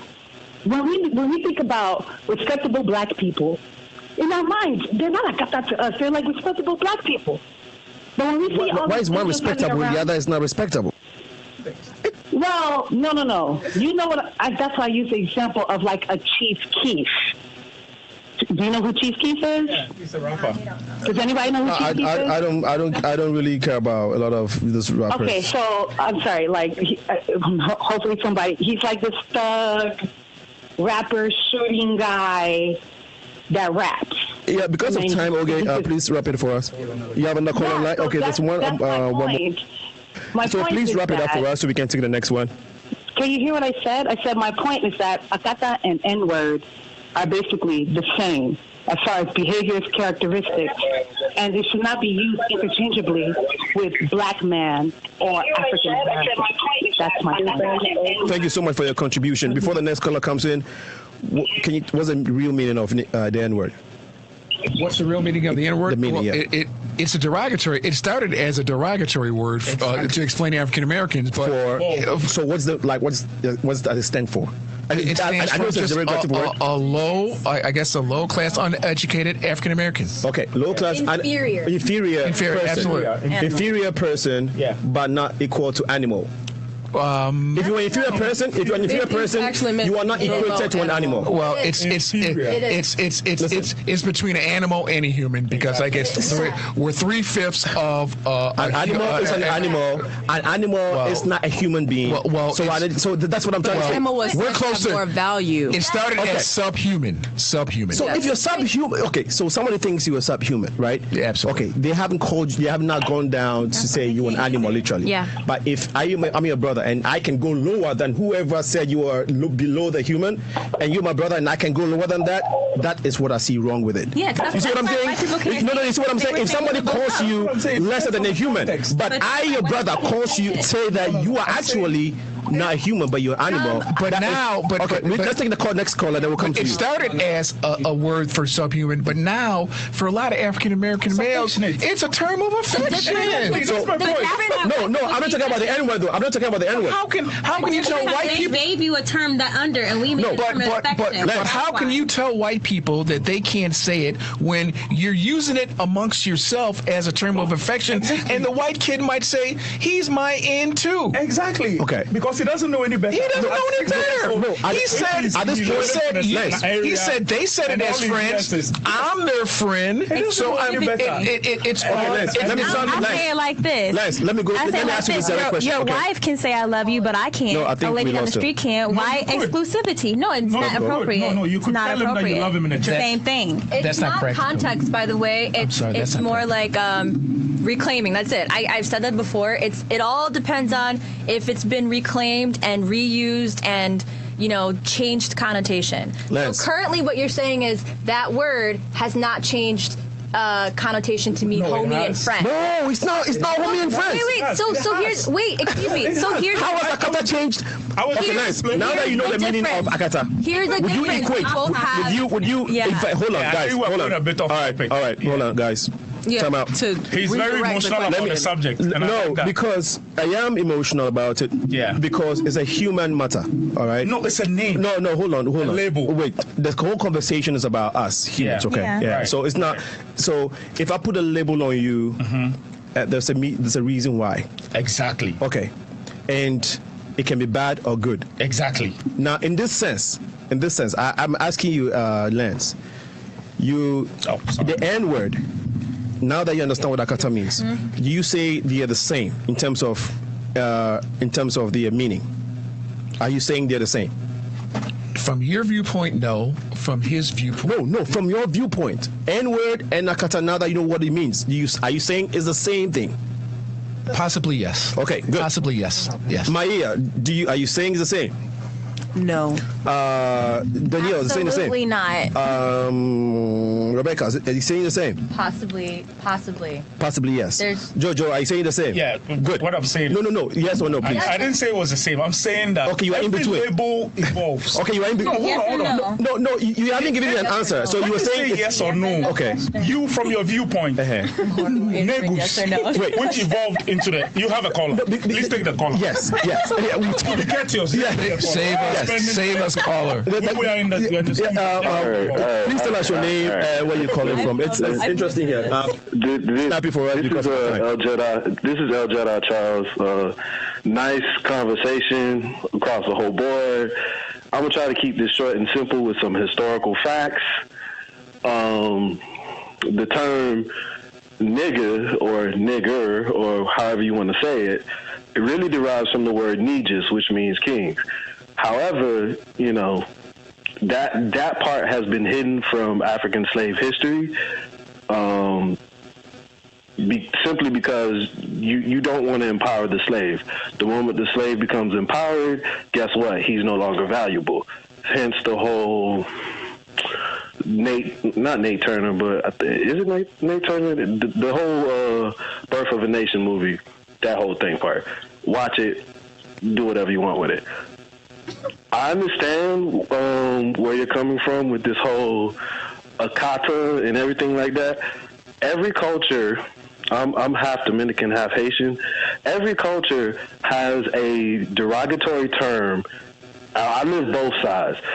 Spanish would say negrita, which means, little dark skin, however you want to say it. But in actual history, if you ever to do the research, the actual black man is called hue man, hence hue, because it's in your pigmentation. They don't tell you that. However, move along history, present day culture, the word nigga, like Ice Cube said, that's our word. I mean, they gave it to us, so we take it. We turned it and we empowered it to something positive, hence the early days of hip hop. Now it's just trash. So, understanding from your... You still have the call on line? Go ahead. Okay. All right. Thank you, caller, for your contribution. We really appreciate it. The conversation has been up and down. I've been passionate, and I know that I hear your passion because you're coming from a different culture of, I believe you're from Ghana as well, right? Ghanaian. Sorry. Can you hear me? Apologies. Yeah, I hear you. I mean, in your culture, there's derogatory terms that you guys use against people outside of you and people inside. So inside of us. That is my point. My point is that as a people, it's not necessary. Inside, yes, we do that. One of the reasons why we have issues in Africa. Yeah. It's because we tend not to like each other. We tend to call each other names. We put labels on us. Yeah. We have barriers because of the names, and this boy like this boy like that, and the names. You see, the names create barriers. That is why I want us to pay a lot of attention to it, because once I give it a name, then you are thinking of the person of that, not seeing the person. You are seeing the person in the lens of that derogatory name or word. And that is why I want us to see us as people and not those labels that we put on ourselves. Two things. Right. The name too can be empowering to give you an identity. That's one thing that you forget. It's not always a bad thing. It's a positive name, though. Yes, that's what I'm saying. Hence the early days of hip hop, where if a black man says, "Yo, what up, my nigga?" That's I don't even know what it is. I'm one of you. Yeah. Let me bring you back home. One last point. Yeah. Let me bring you back home. When you go back home and they say Anyang, what comes to your mind? Witch. I mean, Anyang means witch. When you think of Harry Potter, what do you think of the witches doing in there? Oh no, but the thing is, Hogwarts and stuff. And that's what I'm saying. That every label has two sides to it. But there are definitions to these who's telling the story and who's receiving it. If I came to you and I said Akata in a very angry tone, that's right? You will be. But I think if 2 out of the 3 African Americans in the room say we don't like it, and you're still pushing it, how are we bridging the gap? I don't even call people. If somebody keeps calling you, I don't even call people. If somebody keeps referring to you as booty scratcher, I don't even know what it means, and frankly, I don't care, because I know that's not what defines me. But that's also not a word to just shed some light really quickly. That is one of those words that is internalized by different people from African countries. Yeah. But that is not a word that, I mean, yes, it was, it's a funny thing, haha, or it's hurtful, but that is also something that African Americans don't just call people from Africa. You know what I'm saying? Like, that is something that it's an internalized blackness issue, and that's another global issue. Going back to the social problem that you were talking about, is internalizing anti-blackness, and unfortunately, that's happening globally. Yeah. So to internalize and say, "Oh my goodness, how dare you?" But unfortunately, this is a problem that even people in different African countries have with each other. This is internalized anti-blackness, and unfortunately here we make it as a joke. The African booty scratcher. There could be someone like my cousin. Bullying is like normal exactly. in school. And honestly, for you to think that that's not going to happen to you, and unfortunately because you're still black, for you to think that that's not going to happen to you anywhere, for you to think that if you went to that private school and paid all that money and that you wasn't going to be treated worse. You know what I mean? Like, that's the thing that completely misses people. They internalize that term and think that it's only meant for them, but unfortunately, it is an internalized anti-blackness issue. Okay.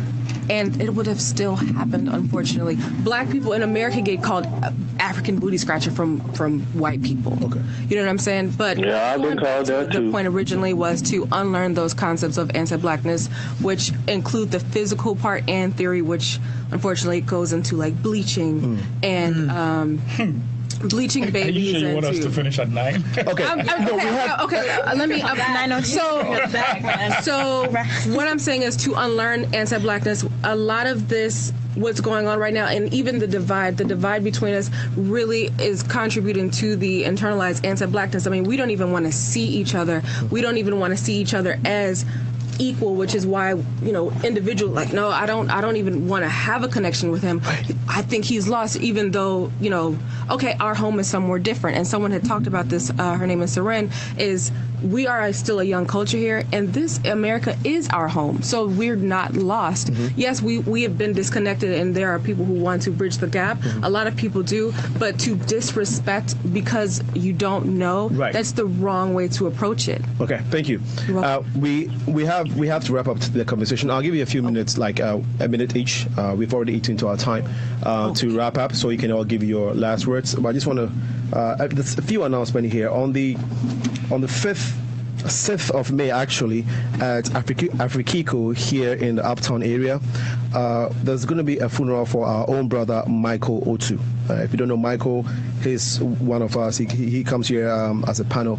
And so we're encouraging the African community and sympathizers of Michael Otu to come and mourn the death of his mother on the 6th of May at Afrikiko. The time is from 4 p.m. to 11 p.m. And on the 7th of April, at the Safari Lounge, we are going to have the WGHC is organizing AYA, which stands for Africa Youth Awareness.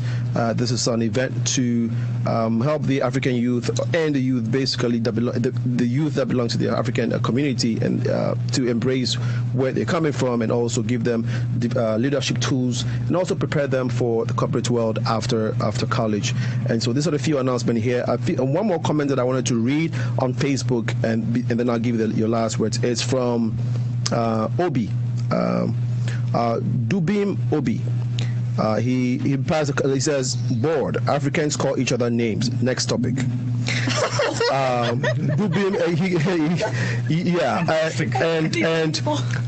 So he doesn't see a reason why we should even have this conversation. We should even have time. We get a little off topic. I don't see. I don't like to go into the stereotypes, because that happens. We'll get completely off topic, and we'll go into the he said she said thing, and we don't. No, you see. The things we talked about, they're important. The things we talk about are the things that divide us. Yes. Okay. So that's important to discuss. I haven't been bored.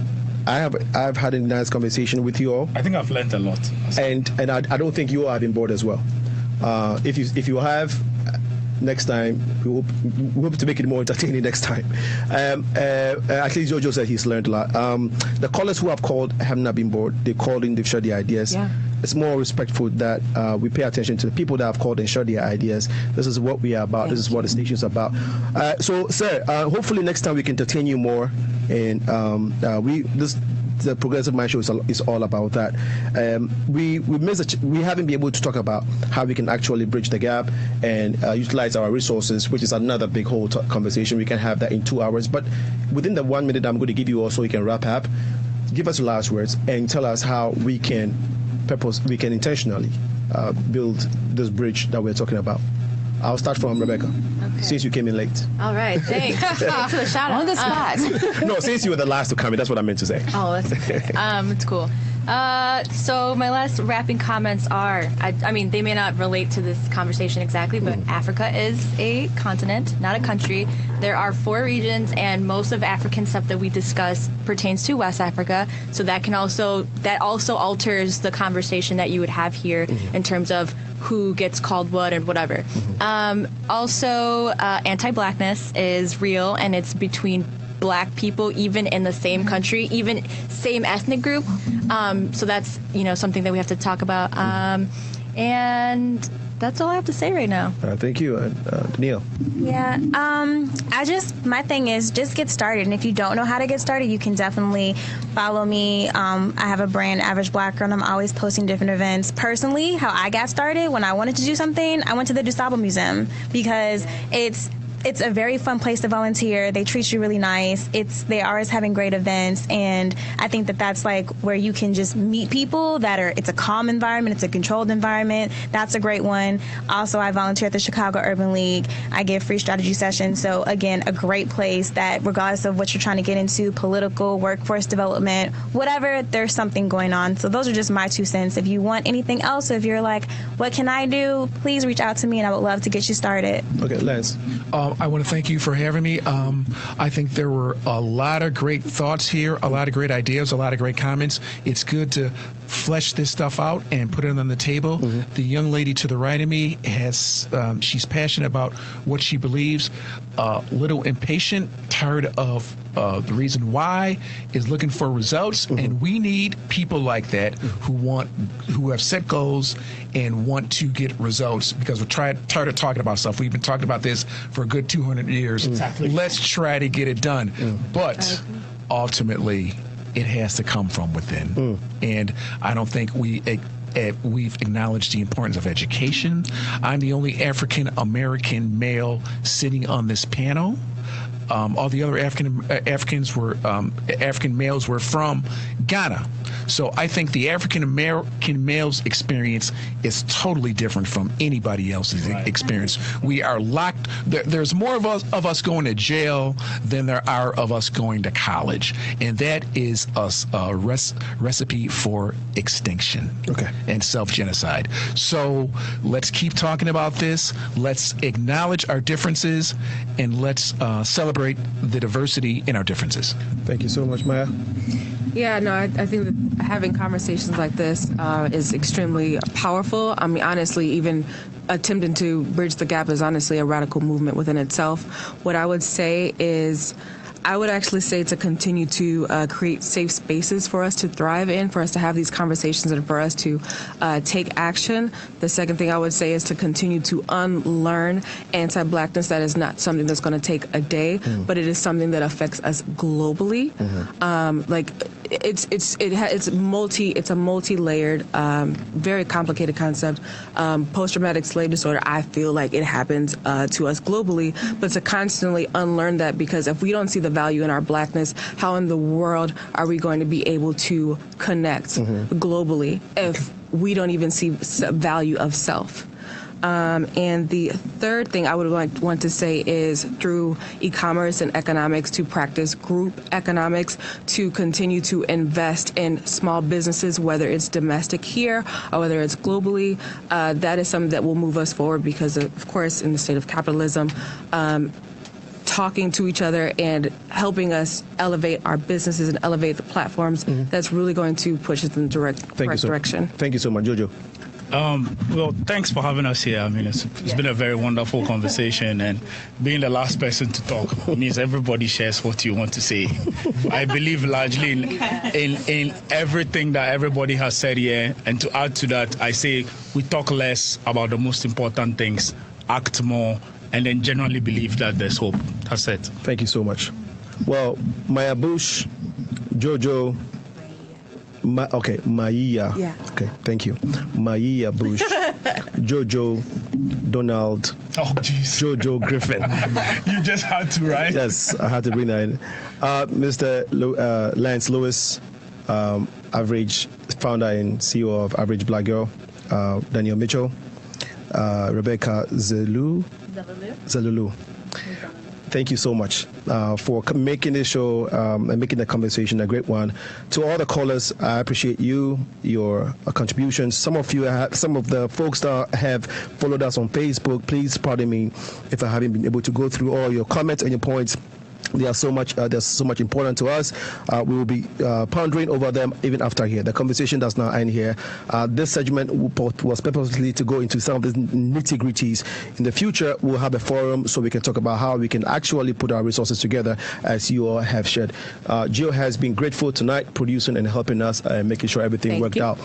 Remember, to whom much is given, much is required. A name has a connotation. That's why we all have one. Okay, so let's remember that. Next week, Tuesday, 7 to 9 p.m., the Progressive Minds will be on here again. Go on our website and donate to us and help a good cause. On the 7th of April, if you're an African youth or student, please don't miss the event at the Safari Lounge.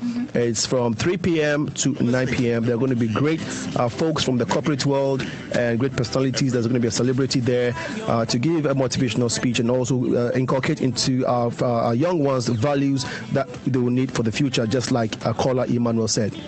God bless you all. This has been your host, Alinko. We'll see you next week. Bye-bye. Your voice, your music.